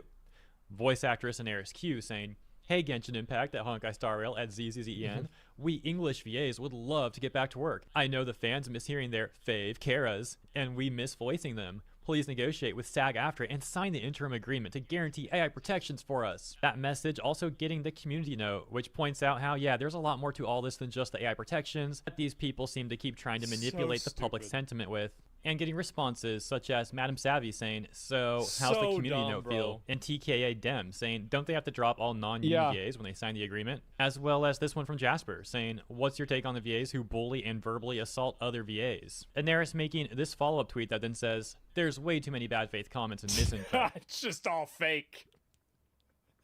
Everybody that's calling me out is lying, and everything they're saying is fake. Okay. So for now, please refer to this thread for correct information. I concur with everything stated, and linking to a thread by Koi Dao, which many people have also refuted and we've discussed in previous videos. Right. Which, by the way, this whole SAG-AFTRA tweet thing happened on March 26th, so I'm a bit late to covering this one, my apologies. And the last thing to take note of really quick is that despite some voice actors, like the really angry ones that we discussed earlier in the video, it seems like a lot of the VAs who've been publicly talking about this stuff have gone radio silent over the last 24 to 48 hours. Because they know they're losing. That's the problem. They're losing the sentiment of the community. And the fact is that the sentiment of the community is the only thing that they can leverage. Because if the community doesn't care about them being replaced and recast, then the company will do it. So you have to maintain a positive relationship publicly with people. But the problem is that these voice actors, and this goes back to what I said before about people in entertainment don't realize that the majority of the average population views the entertainment industry as a luxury industry. So when you're complaining about things in the entertainment industry and you're talking to somebody that works in an auto company, or somebody that works at an insurance company, or, you know, a construction worker, I mean, probably not very many of those play Genshin, but I'm sure some do. They're not going to have the same level of sympathy that you think they will. That's the problem they don't get. Yeah, put the fries in the bag. That's what it comes down to, doesn't it? Yeah, it's no coincidence that Trump made those day one executive orders to open the U.S. to AI. You can't compete against the global push for AI. This is happening everywhere, and the voice actors are only one frontier losing the war. Yeah, and it's just disappointing that they're too, I don't know, like naive to not see that. And like, I feel bad for them. It sucks that this is happening, but it's happening to everybody, and you're not the first person it's happened to. It happened to people with automation in auto, in like, look at Detroit. Detroit used to be one of the biggest and most like wealthy cities in the world, and now it's a PvP server. Why is that? Well, it's precisely for the same reason. It's because of technology replacing jobs, and that's what's going to keep happening more and more and more. It's rather interesting. That's it. Perhaps they're trying to come up with their next line of rhetoric or something. Or maybe it's just coincidence that they all began to go radio silent at the same time, all dealing with the loss of goodwill in their own ways. Who knows for sure? Yeah, let me know what you think about all this stuff in the comments. As always, thank you so much for tuning in. I hope you enjoyed my coverage. And if you did, please consider liking and or subscribing to the channel. Have a great week ahead, and I'll see you in the next one. It's so crazy for me to see them do this because they're totally own goaling themselves. They are, and this is really bad. Like, this is, I'm sure, like, yeah, this is the video that I was just looking at, and so we just found this, and they're mauling out. The fact is, I'll link you all the video, give it a like, and already lost 7-1. Yeah, eventually, I think AI might take so many jobs, a significant portion of the world is out of work. Yeah, I think that's exactly what's going to happen. And anyway, companies moved out of the U.S. because we started raising the price of living and inflation, wages didn't keep up. Well, also, I mean, like, here's the thing, is that any type of technology, like, if you look back historically, there has never been a time where the people who refused to use and utilize technology were seen as the ones that were not regressive and silly. So that's really the big problem that I think a lot of these people have, is that they have no historical frame of reference to look at things from the perspective outside of their own best interests. And that's what's happening a lot. Cell phone tower employees die, but the world keeps moving forward and cell phone tech towers keep improving. Exactly, yeah. And why can't you show them the right way and be empathetic instead of shitting on people who are about to lose jobs? Because being empathetic to people is, you don't want me to be empathetic. Like, I am being empathetic. I'm telling them what they need to hear. I'm not a coddling type of guy, right? I mean, like, this is something like, you know, this is the way you treat a child. The fact is that, like, these are grown adults. These are adult men and adult women that you don't need to mince words with. You need to tell them the truth, and you need to be direct with them in an honest way and make them understand the situation that they're in. And if you need to be coddled like a child, then I think that's your problem and not mine. I think the way I'm talking about this is extremely fair. And I think also what's going to happen is that in the long run, I'm going to be right. And I don't think anybody's really even disputing that. And that's the problem, is that a lot of people complain about the way that I talk about this, but they never complain about what I'm saying because they know it's true. And the problem is that we're all going to lose our jobs. Yes, they are. And we can go back to the slavery or UBI, graph that I made earlier. But that's it. Too many kids can't accept reality. Tone policing. Exactly. Also talking disrespectfully. Yeah. And this is also another big issue, is that they completely disrespect their fan base and they patronize their fan base by talking to people like this and acting like that, oh, you don't know what you're talking about, etc. And you can see, right? These are the comments on this. Do not engage in personal attacks, as tempting as it may be. Hey, that's respectable. If you close your eyes and really imagine it, it does sound like Paimon crashing out. I don't know if it does or not. But stop posting Among Us. Not gonna lie, this might maybe switch to JP voices permanently. I don't even know. It's not the first time they've crashed out, and it probably won't be the last. It's closer to the last than it is the first, because eventually they're gonna get replaced by AI, and they're gonna have to go do DoorDash. That's what's going to happen. Weird that out of nowhere this video has been AI. This video has AI. It's weird that nowhere in this video has AI been mentioned. It's all about strong-arming Genshin Impact to become more union than anything else. Yeah, that's exactly it. She frequently screams about people stealing work when actors are striking, but actively won't go on strike herself because she has bills to pay. Oh, what a roach. Oh, where do these roaches come from, bro? Like, damn, what's going on here? Wow, what are the odds? This is crazy. They just want more money before they get replaced. This is why Hoyo is moving away from union voice actors. Yes, yes. Hyacinth's voice actor in Hawkeye Star Rail, and Roshia is from voice actor in Wuthering Waves, a British VA. Exactly. Like, if I was making a game, I would never hire union voice actors. I would never do it. It's not worth it. And even if it's slightly better, like, you can find somebody else that can do it. Yeah, why would anybody do that? I love Rosia. Mamma Mia. Yeah, everybody remembers that fucking that word, right? Let's be honest. And How to Kill a Union speedrun. Exactly. And Wuthering VA is taking their job. Yeah, Hoyo will probably use VA for Wuthering Waves. That's smart. And I'm amazed to this day that Hoyo can probably hear constant and consistent complaining about Paimon being awful to listen to, but they didn't bother replacing her and doubled down on keeping her around. Well, maybe. I mean, I don't think she's that bad. I mean, from like the videos I've seen, but I have no idea. What is it with what? Yeah, bro, this is it. What is it with American voice actors and thinking they have actual sway over foreign entities? Narcissism. That's it. They actually think they can go and tell this company what to do. Yep. It's so sad to see this happen. I bet Genshin Impact 2, I bet we get Genshin Impact 2 pretty soon. If we do, I'll play it. I'll tell you that. American exceptionalism. Yeah, Dragon Ball being most prevalent. Yeah, SAG-AFTRA, what is this here? Is this a picture? You are encouraged to audition to non-union work. Non-union producers get a chance to see amazing talent they wouldn't otherwise see.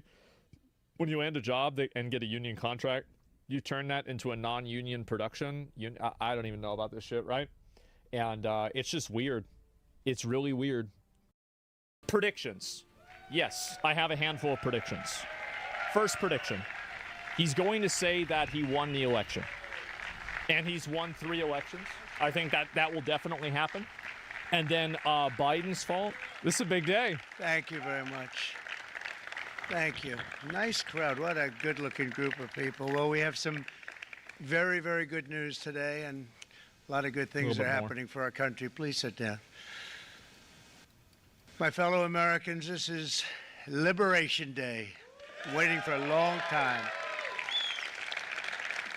April 2nd, 2025 will forever be remembered as the day American industry was reborn, the day America's destiny was reclaimed, and the day that we began to make America wealthy again. That's a new one. We're going to make it wealthy, good and wealthy. For decades, our country has been looted, pillaged, raped, and plundered by nations near and far, both friend and foe alike. You're going in. American steel workers, auto workers, farmers, and skilled craftsmen. We have a lot of them here with us today. They really suffered gravely. They watched in anguish as foreign leaders have stolen our jobs, foreign cheaters have ransacked our factories, and foreign scavengers have torn apart our once beautiful American dream. We had an American dream that you don't hear so much about. You did 4 years ago, and you are now, but you don't too often, and for many years and decades even, you didn't hear too much about. Our country and its taxpayers have been ripped off for more than 50 years, but it is not going to happen anymore. It's not going to happen. It's over. It's done. All right. In a few moments, I will sign a historic executive order instituting reciprocal tariffs on countries throughout the world. Reciprocal. That means they do it to us and we do it to them. Very simple. Can't get any simpler than that. Oh, boy. This is one of the most important days, in my opinion, in American history. It's our declaration of economic independence. For years, hardworking American citizens were forced to sit on the sidelines as other nations got rich and powerful, much of it at our expense. But now it's our turn to prosper, and in so doing, use trillions and trillions of dollars to reduce our taxes and pay down our national debt, and it'll all happen very quickly. With today's action, we are finally going to be able to make America great again, greater than ever before. All right. That sounds pretty good. Jobs and factories will come roaring back into our country, and you see it happening already. That seems good. We will supercharge our domestic industrial base. We will pry open foreign markets and break down foreign trade barriers. And ultimately, more production at home will mean stronger competition and lower prices for consumers. This will be indeed the golden age of America. It's coming back. We're going to come back very strongly. Oh, shit. We're pleased to be joined on this momentous occasion by Vice President J.D. Vance. J.D., thank you. Thank you. Thank you very much. This benefits nobody? Really? No, that's... Then where's the $600 billion coming from? That wasn't too hard to find. I was looking, you know, he likes to take a low-key attitude, so usually we sit right in front. He's gaining a lot of confidence, Mike, isn't he? And nearly my entire cabinet is here, as well as Speaker Mike Johnson has done an amazing job. And with the great success we had last night in Florida, we have a majority of 7. And 7's like a lot when we had it at 1, right? You've done a fantastic job. And many of the members of the House and Senate are with us. Senators, Congressmen, thank you all for being with us. We appreciate it. For decades, the United States slashed our trade barriers on other countries, while those nations placed massive tariffs on our products and created outrageous non-monetary barriers to decimate our industries. And in many cases, the non-monetary barriers were worse than the monetary ones. They manipulated their currencies, subsidized their exports, stole our intellectual property, imposed exorbitant VAT taxes to disadvantage our products, adopted unfair rules.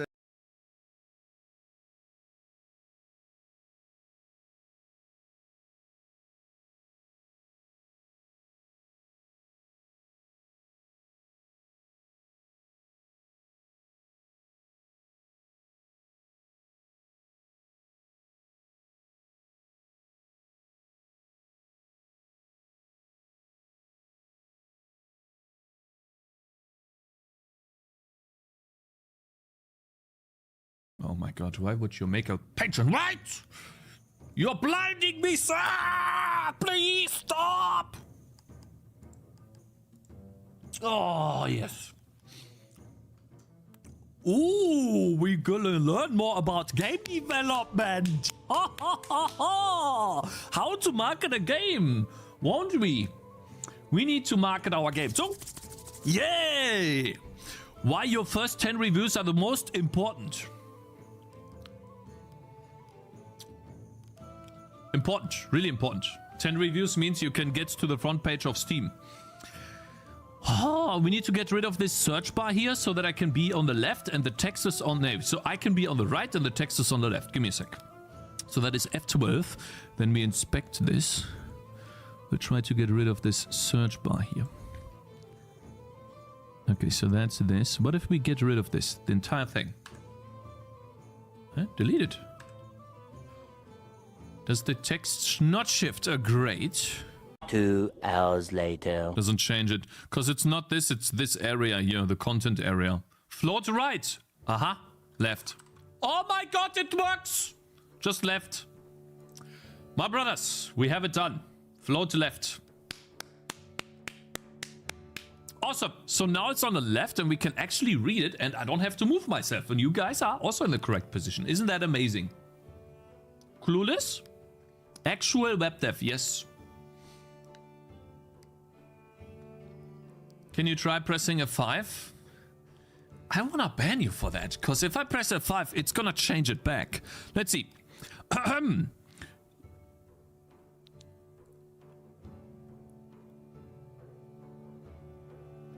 What am I reading? And I can't select code. I can't select the text. Why would you make a website where I can't copy any text? We need to do some more web development stuff, guys, here. 75 years later. We'll just do it like this. It's okay. It's okay. Let's just begin here. So, I don't know what that means. Your graduation, bat mitzvah, bar mitzvah, your wedding day, quinceañera, confirmation. Gastrulation.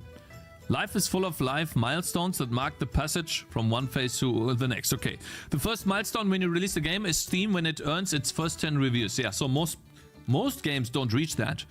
We need to definitely... we need to make sure that we reach that. I promise that I haven't hacked the Steam code base, but after studying the platform long enough, I'm 98% confident that the following code is somewhere in there. If review count is less than 10, do nothing else traffic. Yeah, because review count less than 10 means... That's not the first person that says this, by the way. It means that there is some interest in the game and therefore Steam should promote it and give it a better chance. Here's what a typical game traffic looks like after earning 10 reviews. Discovery queue, browse search results, bot traffic. Wow, bot traffic goes up too. But the most one is discovery queue and then total, of course. So discovery queue.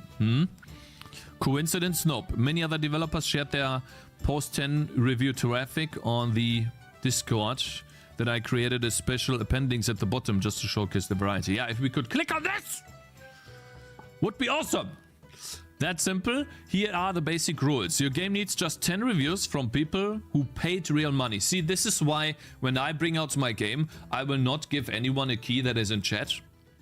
Not because I don't want to give you guys keys, but that way I will maximize the amount of actual reviews I will get from you guys. Because I need that in order to get started. And then later on I can give out some keys. I would just resell it anyways. Yeah, most people would just... Maybe. People who got the game from a free key can leave a review for the game, but their review does not count towards the review total. That's the big one.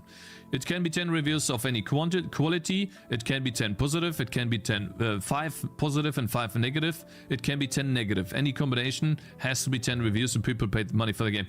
I don't think this is true, because judging or remembering what the guy from Steam, from Valve said, is if you have less than 35% review rating on your game, it won't show up anywhere on Steam. Steam won't advertise your game. You can still find it by searching for it, but it won't be advertised on the front page. Why does Valve do this? Valve listened when we all complained about the shovelware acid flip junk showing up on the storefront. Yeah, it's basically for the user and for the customer. Sorry, for the developer and for the customer. Just buy 10 copies and post fake reviews. Yeah, but you also need 10 Steam accounts for that. You know.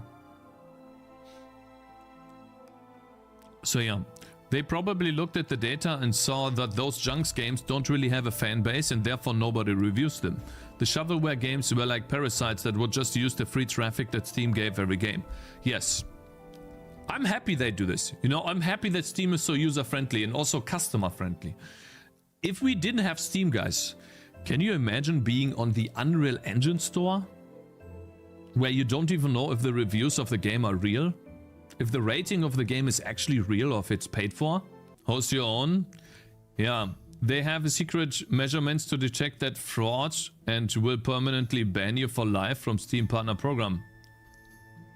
Oh wow, they have secret measurements to detect that when you make 10? Wait, okay, so if you make 10 Steam accounts, you need to make sure that you make these 10 Steam accounts on different computers in different locations of the world using different IP addresses. Oh my god, okay, and then different identities? Yeah, it's probably easier to just make a good game then.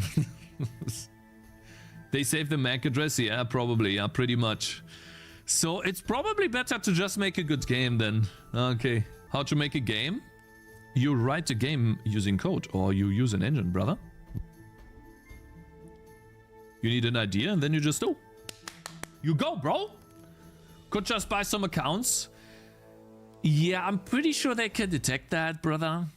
If you buy an account and then use your same IP address to review your game, I'm pretty sure that's against the rules. But I mean, you could try and tell me, you know, if you lost your account and your $100 that you spent setting up a Steam page. You know, you can report back to me and then tell me if that worked good for you or not. I'm not gonna do that for sure. Absolutely not. So yeah, anyways, I'm not gonna post any keys for my game. Only to YouTubers. I'm gonna email YouTubers keys because they won't buy my game if I just write them in email. It's like, hey, can you play my game, actively promote my game, advertise it, and also buy the game, please? There's literally zero YouTuber that would do that. No one would do this. A Valve solution was to start every game into a deep, dark closet at launch where nobody will see them. If just 10 people purchased, then reviews the game, playing it is optional, Valve pulls the game out of the metaphorical closet and starts showing it on Steam. So you do need advertisement in the beginning, you guys. You can't just release a game dead to Steam. I wonder how Vampire Survivors did this. Maybe using itch.io traction or something? Because I know that he released his game to barely any people playing it. Is there a way for Steam to see... Wait, can you see this? Actually, I'm interested in this. Vampire Survivors, right? If we go to Steam DB. He got lucky? No, listen. Listen. Look at the charts, okay? From the very beginning, the maximum charts. That's the important part. Go from the very beginning here, before the pop-off happens here. Okay, so that is December 17. That's the important one. Can we see the reviews? Here. We should be able to see that. Excuse me. Yeah. Aha. Here. Wait, can we see maximum? Can we can I not do a ranking like this? Oh, I can. Oh, I can actually. So wait a minute. What? Wait a minute. So the first day, that's what I mean. He got lucky, Cakes. He just got lucky.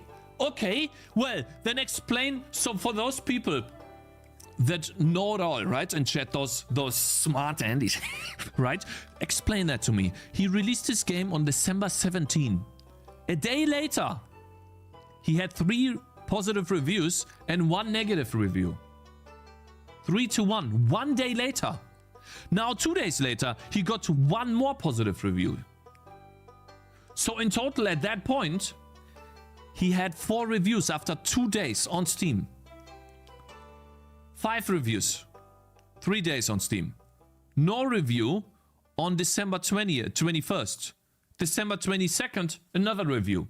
So you're telling me that, oh, he got lucky. Well, his friends gave him reviews. Sounds tragic. So how does this happen where you have less than 10 reviews, literally for multiple days? Let's see, let's count this.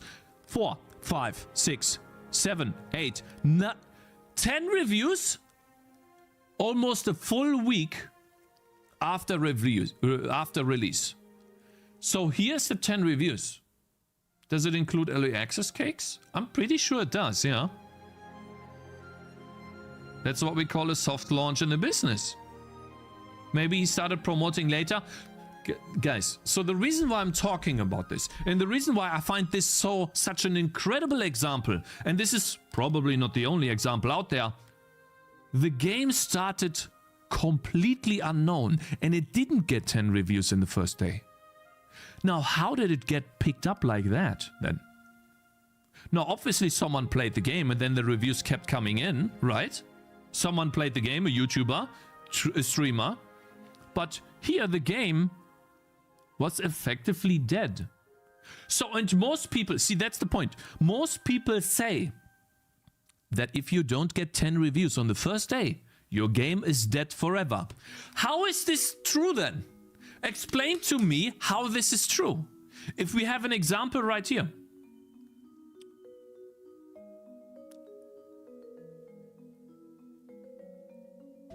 This is an exception. Oh my god. Oh my god. I think you're doing this on purpose, man. I think you're actually doing it. Is this guy for real? What I'm saying is that people make it a rule that this always happens. If you don't get the 10 reviews immediately, your game is effectively dead forever. I'm saying that there are examples out there, and Vampire Survivors is just one. One example. There are more examples than this. I'm saying that this is not a set in stone rule, that you can recover from this. People say this needs to be happening on day 1. That's what I mean. Every rule has exceptions. So how many of you guys prior to this thought that the moment you don't have 10 reviews on day 1, your game's dead? How many of you thought that? Before seeing this, before reading the article. Type 1 in chat if you thought that the game was dead. I did. 1. Yeah. Yeah. 0. 2, 5. Never heard of that. 1. I get reviews from my friends and my love to the game on my love to the game drum. Just look another game. 10 review mark is a real thing, but I don't need to get it in the first day. It took me a bit less than 2 weeks to get 10 reviews that would count. After the 10th, it really changed the amount of traffic. It really doesn't matter how long it takes. Oh my god! Link your game, please, Philippe. Link your game. Man, bro, I love you. Link your game, please! Or tell me that... No, you can't link it on YouTube. Can you please tell me the name of your game? Give me the name of your game, please. I need that right now. The first day is typically where you get the most sales though. Veil of Shadows is the name. ... Okay. Can I look at the game? Veil of Shadows? Steam DB. Excuse me. Is it okay if I look at the game? Well, now everyone knows the name anyways, I guess. 21 user reviews. It didn't sell much, but the 10 reviews made a big difference. Okay, yeah, that's fine. That's okay. Charts. Let's take a look at the reviews. Oh wow, you got a lot of reviews in the very beginning, bro, though. You sure? Let me see. When did you earn your first review? So you had 2 reviews on Friday. That's when you put out your game, right? The release was Friday? It was a Thursday, actually. Wait a minute. What? You put out your game on Thursday, September 12th, and you got your first reviews on Friday. Okay. Yeah. 2 reviews, 5 reviews there. So that's 2, 7, 9, 8, 9. So here, that's when it changed. September 18. So here. So I think that's the important part that people need to understand then. The moment you get 10 reviews, 10 real reviews, is when your game gets an advertisement boost.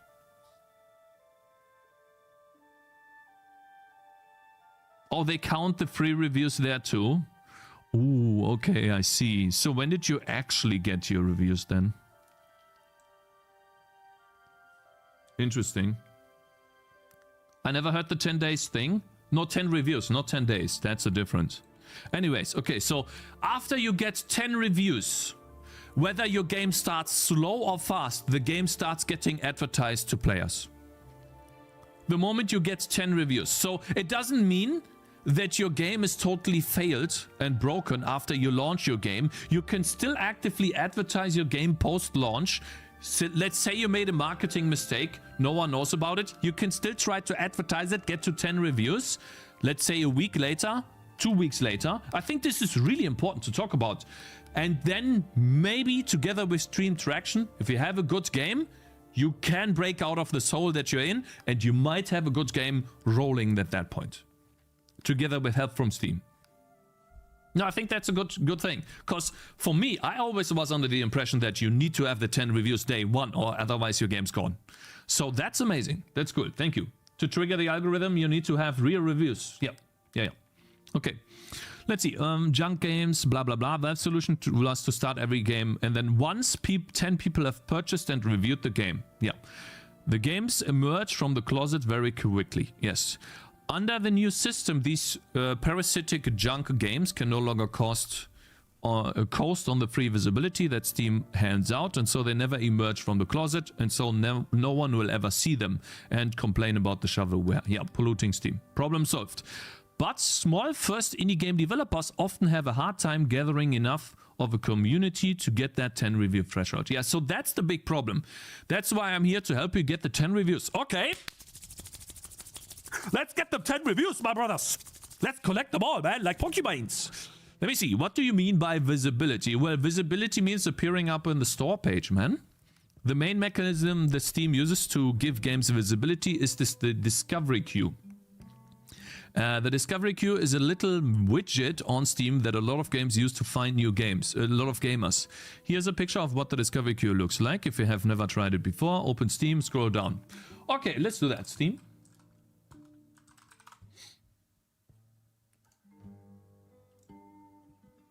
Where is it? It takes a while to start. I wonder how often they have overhauled that system by now. This is recommended and featured. This is where you get to when your game is really good. Then we have special offers. Steam Deck. Discovery queue. Aha. Click here to explore your discovery queue. Then you click this. But it only gives me Path of Exile though. More like this.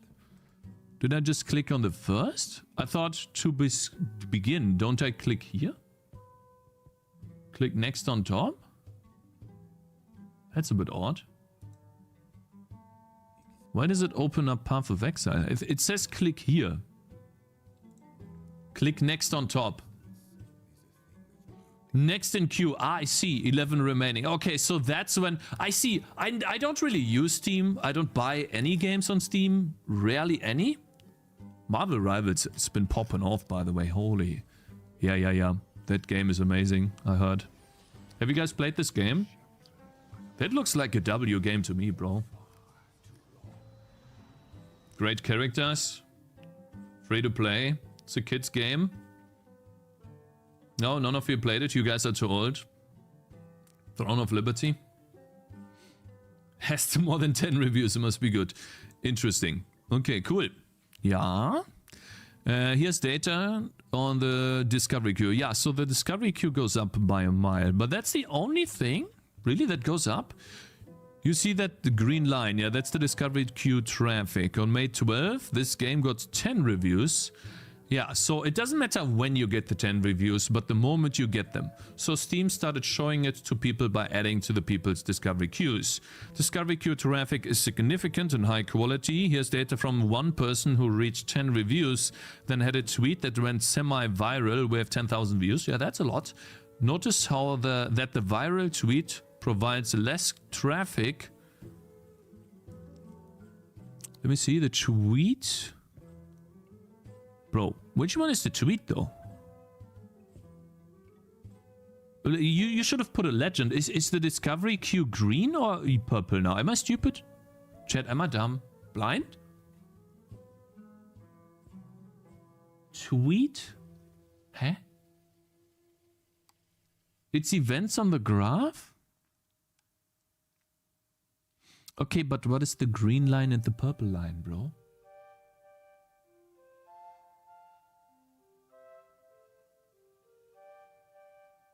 What is the purple line? I know that this peak is from the tweet. And this is from the discovery, but what is the green line here? Am I so it out of changed touch? colors from these two. No. Mr. Elmido is what is their gifting purple one sub line? to the community. The green is the discovery queue. And the purple line, what is that? Bots traffic? Do you get a bunch of bots trafficking the game? It's views and sales? Wait, so you're telling me... Why does he not put a legend here? Bad colored graph? See, that's what I mean. The colors don't indicate what it is, or there's no legend here. So I'm assuming that the purple line then is the sales. And the green line is the people that click on this? But that's really high, man. Are you sure that you get that many sales for that traffic? That's crazy. That's almost every single person visiting the graph or visiting the page buying it as well. So let's say you get a tweet with 10k views and 440 likes. You are looking at an almost 100% conversion rate from that tweet to buying your game. I'm pretty sure the purple bar, it's views. Yeah, but what type of views? So I just don't understand. That makes no sense. So is the purple line from the discovery queue or from the tweet? It makes no... So this graph is really bad. Sorry, I have to say. You gotta put a legend on there. What is purple? What is green, bro? Huh?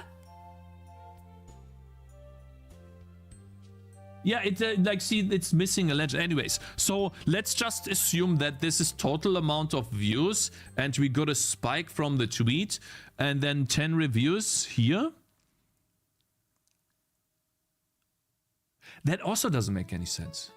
Because it's saying that the game release got traffic from somewhere. He's not saying where that came from. Then it died down immediately. And then after 10 reviews, there's almost less traffic than the release of the game. So what is going on here? I don't know. I think this graph is a little bit confusing. No, he just stated that Steam doesn't advertise your game by itself when you just release the game. So the Steam graph for just releasing your game without any advertisement should be completely flat. This should not have a bump here. This should be flat. So he's not saying what's happening here. The initial burst of discovery queue traffic typically fades out after a few days. See the following chart. This graph is from Google Analytics of a Steam page right after it hit the 10 review threshold. See, this graph is better. This is how many users visit the page. After launch, it looks like this, and then when it has 10 reviews, it's much higher. Bro, Steam itself? We just read that Steam doesn't advertise trash games that have no reviews. It's because people complain about it. So there shouldn't be a bump here. It should be completely flat. It should be like Vampire Survivors. That's what it should look like. And then after the 10 reviews, that's what it should look like. Here, see, that's the 10 review mark here. Probably. So that these review counts lead me to believe that there are some of his friends reviewing the game, some of his relatives, and he also has some real reviews in here, and this is when the game actually got into the discovery queue. I'm pretty sure on Friday, January 7th, that's when the reviews finally hit 10, and that's when Steam started advertising, maybe here too, towards the end of the day. That's what I would assume based on this data. So it should look flat. It shouldn't have a bump. Anyways, so let's not spend too much time on this. But this graph is a little confusing, sir. You need to explain that a little bit better with a legend, sir. But okay, so here, almost no traffic, 10 reviews, a lot of traffic. See how after a few days it comes down? Once you earn 10 reviews, Steam basically gives every game a fair but limited short-time shot of earning money on the discovery queue. The game has to provide its worth during that time. If you make enough money during that extra visibility, the algorithm will either keep showing you. If it doesn't make... Yeah, the algorithm will either keep showing you. That's a bit weirdly worded. The algorithm will continue to show you, I guess. Because either always needs an or, right? I'm not natively English, but I'm pretty sure it is an or missing here. If it doesn't make money, it will start to turn down traffic to your game. Of course, yes, because Steam wants to make money. If it won't promote any games that make no money, of course. It is essentially like playing... It's like a YouTube video. If YouTube notices that your game does very well... Sorry, your video does very well, it keeps promoting it. It is essentially like playing on a sports team and Steam is the coach. Earning 10 reviews means you passed out the tryouts and you are on the team. No bench warmer anymore, man! Cool! I know what I'm talking about, bro. I've been spending time on the bench for like years. That's cool. The discovery queue is a coach putting you in the game. Hell yeah. And then you need to perform in the game, bro. Ooh, if you score a bunch. Ooh. I'm not that good at scoring. The coach is going to keep you in the game, but if you don't score... Okay, let's just not keep reading. This is depressing. Can demos have reviews? Yeah, demo pages can have reviews. It seems to be views and bot traffic, which means that there is no longer other than bots watching it. But then that means that Twitter just provided a bunch of bot traffic to the game. If this is bots and views, then Twitter provided nothing. It's just a bunch of bots visiting the link. Which effectively makes this graph useless. I don't know, man. We need a legend for this. Isn't Twitter mostly? Yeah, it's a lot of bots on Twitter, yeah.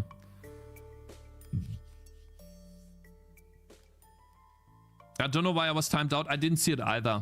I'm gonna ask you over off stream why you did that. Why he did time you out. Excuse me. Okay, anyways. Yeah, that's depressing. Why is it always gonna be about goals? Can I ask you a question? Okay, when people play the game, right, soccer, you are a defender, you're not scoring many goals, but you're defending the goal. You're making sure that no goals come through. Why is it always about scoring the goals? I don't like that sentiment at all. This guy's actually making me mad. Because I'm telling you, the defenders are just as important as the attackers.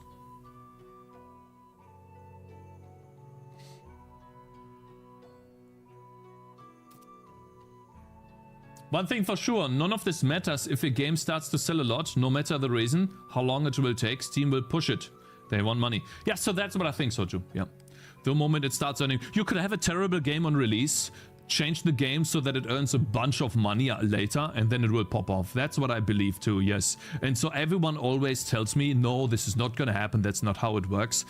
Listen, man, we're gonna make that mistake and see if it actually is true or not. I don't know, so a couple of side notes. I don't know how much money you need to stay in the game, but you will know when you have a game that is earning enough to stay in, yeah.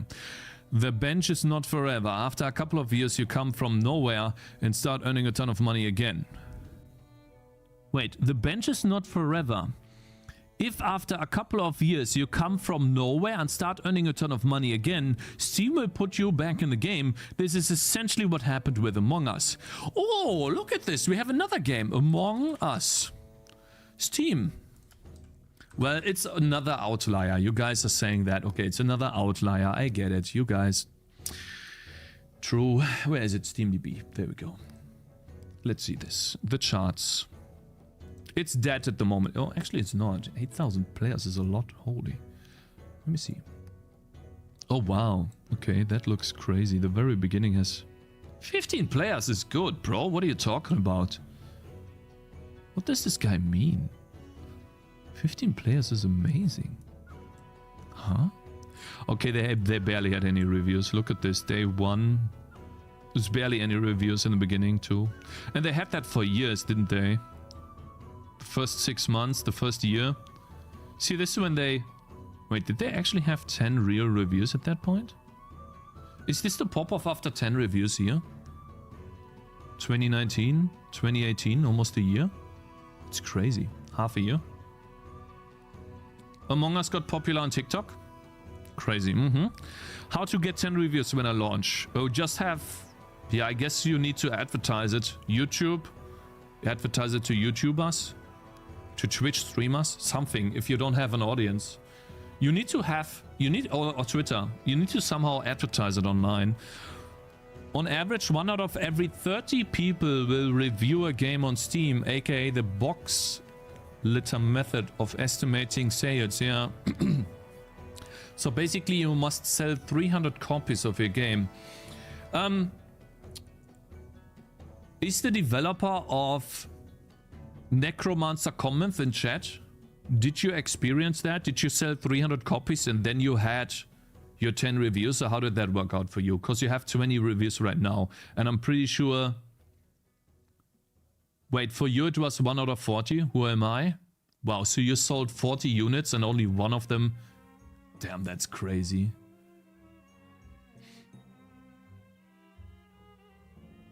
Just become a big streamer, yeah. Easier said than done.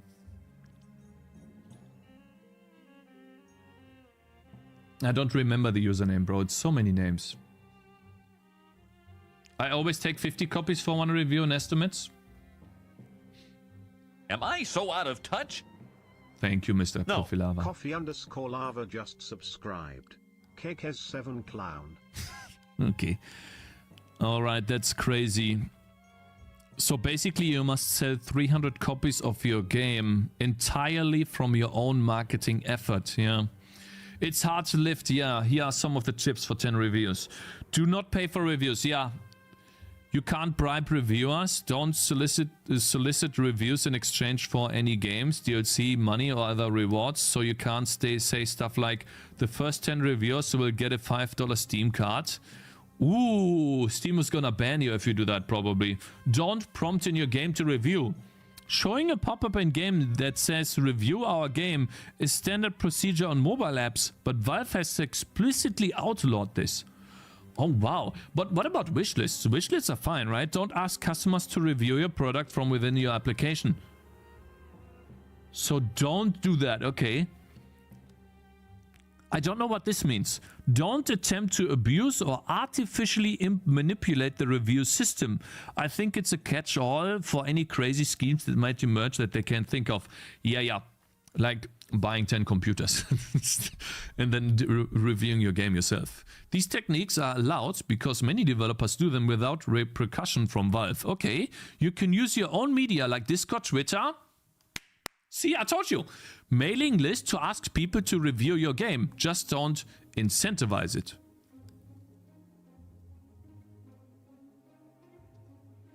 Hey? But isn't asking someone to review your game also incentivizing it? Do not offer money. I see. I get it now. So don't offer money. I understand. Okay, yeah. Mention your review count a lot in all messaging as you get closer to your release. You need to tell your fans that reviews make a difference. See, I told you guys, that's why I'm not putting out keys to people in chat. Because that's the most important thing. I want to get to 10 reviews, of course. Write an update about how important that 10 review threshold is. Yeah, I keep saying that too. Or just link them to this blog so they know, yeah. Get as many wishlists as you can before launch. The email that wishlisters get when your game comes on sale is not affected by the 10 review closet. So the more wishlists you have, the more people will likely buy the game and the more people will review it. So that's the thing. Now it all makes sense. The game release, that is the wishlists. That's the email sent to wishlisters so that they can take a look at the page. And that's the traffic from the release email. Now it all makes sense. Then he hits 10 reviews. It dies down immediately, of course, because Steam isn't advertising. No 10 reviews happened yet. But then the 10 reviews happened and Steam starts advertising it.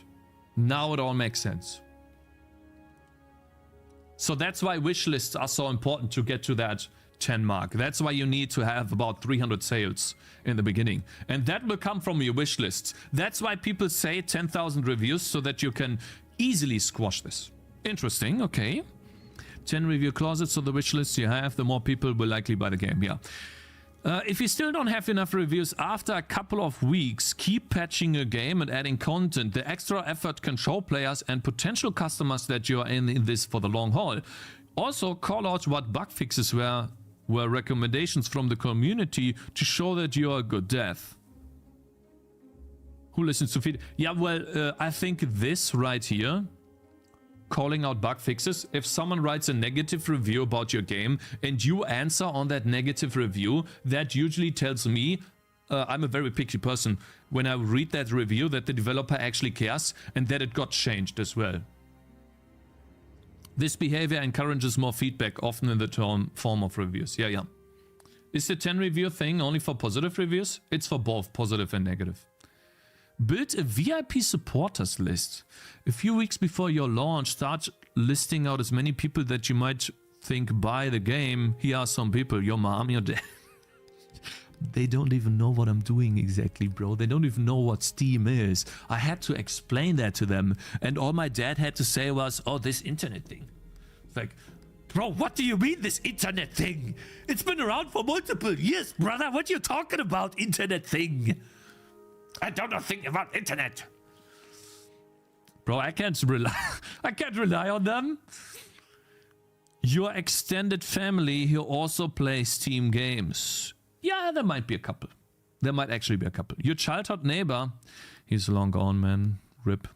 You need to, yeah, I played together with, he's gone. Sad, I don't have contact to him anymore. He's still alive, though, but he's, yeah. Yeah, low kick button on Mortal Kombat. Be sure to remind him how much crap you had to put up. Okay, people from your old college. Basically, people in your community, yeah. So people who like and treat everything, people from your local game developer group, your mentor. Okay, your friend who recently released a game which you bought on day one and left a review. Oh, I see. So I didn't buy Coffee Lava's game, but I left a review, so I'm expecting a review from Coffee Lava. Okay? So, you got that, right? This is blackmailing right now. I'm expecting a review of you. Okay. Paid review? No. I'm just reminding him. Free reviews don't mean shit. No, some people have to buy the game. I know it sucks, guys, but you have to buy the game when it comes out. That's the way you will be able to support me. I can't show you, I can't give you keys. Cannot. Your friend who recently released a game, yeah. Okay, once you build your list, send each one of them a personal message. I wouldn't do that at all, man. I think he's spending so much time. I mean, this guy is min-maxing the 10 reviews. I think this is great, but I wouldn't focus my efforts too much on this, man. I would put, let's say, 50% of my effort, not even, like 20% maybe. I would put most of my efforts into building an email list for YouTubers and streamers and then sending them a key for free. Because when these guys play the game, then you get 1,000 views or 1,000 sales. You know? That's the big one. I would spend all my game money there, all my time there. Spacefit for 123 bits. Cheer 123. I'll buy the first 10 copies for people in the chat. You can't do that. Just you DM'd me. I appreciate the support, Spacefit, but you can't do that.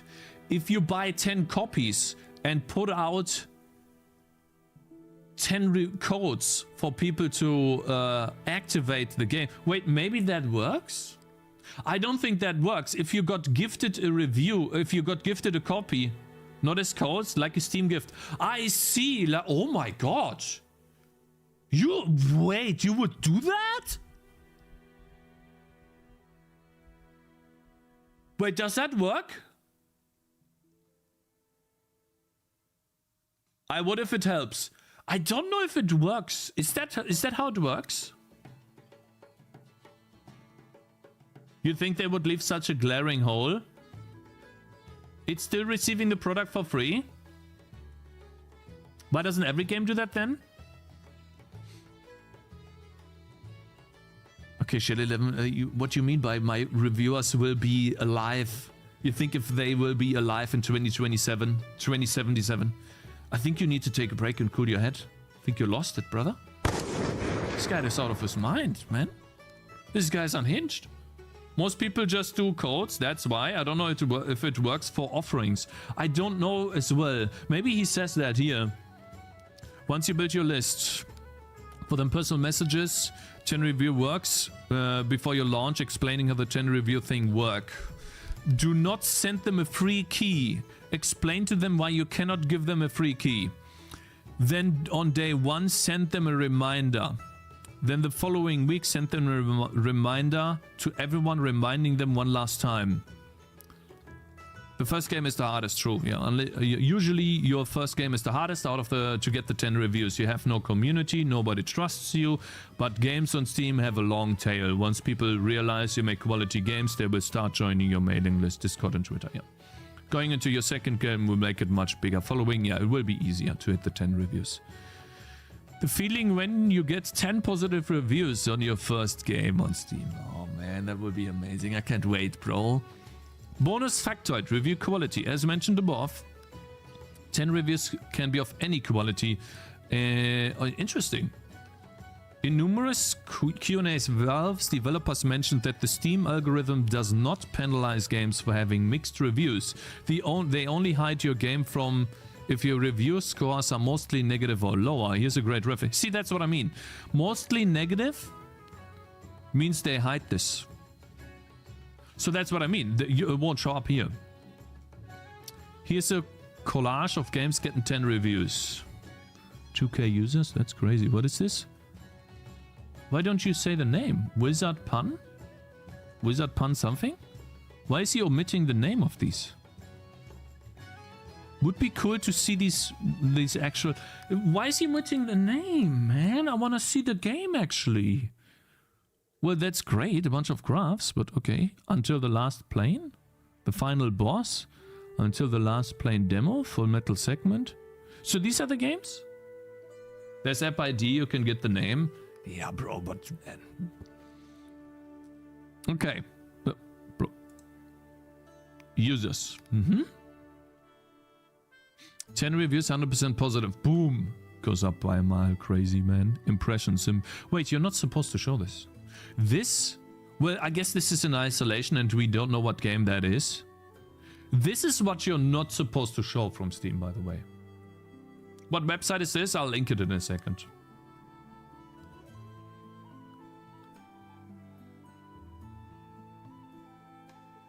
I have a feeling that the system is easy to cheat. If SpaceFit is right, you can basically farm reviews.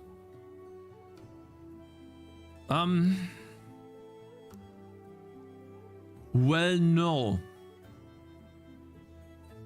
Maybe. I don't know 100%, to be honest. Maybe yes, you could have a relative buy 10 copies and give these 10 copies to people. But the relative would still have to have the money, but then you give them the money back. It could work, yeah, but... We can Google this. Let's just go. Let's not be in the dark. Game received as gift count as review. Steam. Steam reviews do not count gifts or free games. Steam is constantly changing and like us adapting to user requests and feedback. The latest update, how they're changing review scores calculated, removing free games promotions, gifts, and free weekend reviews. So when you gift. Your thoughts on if a gift from a friend is considered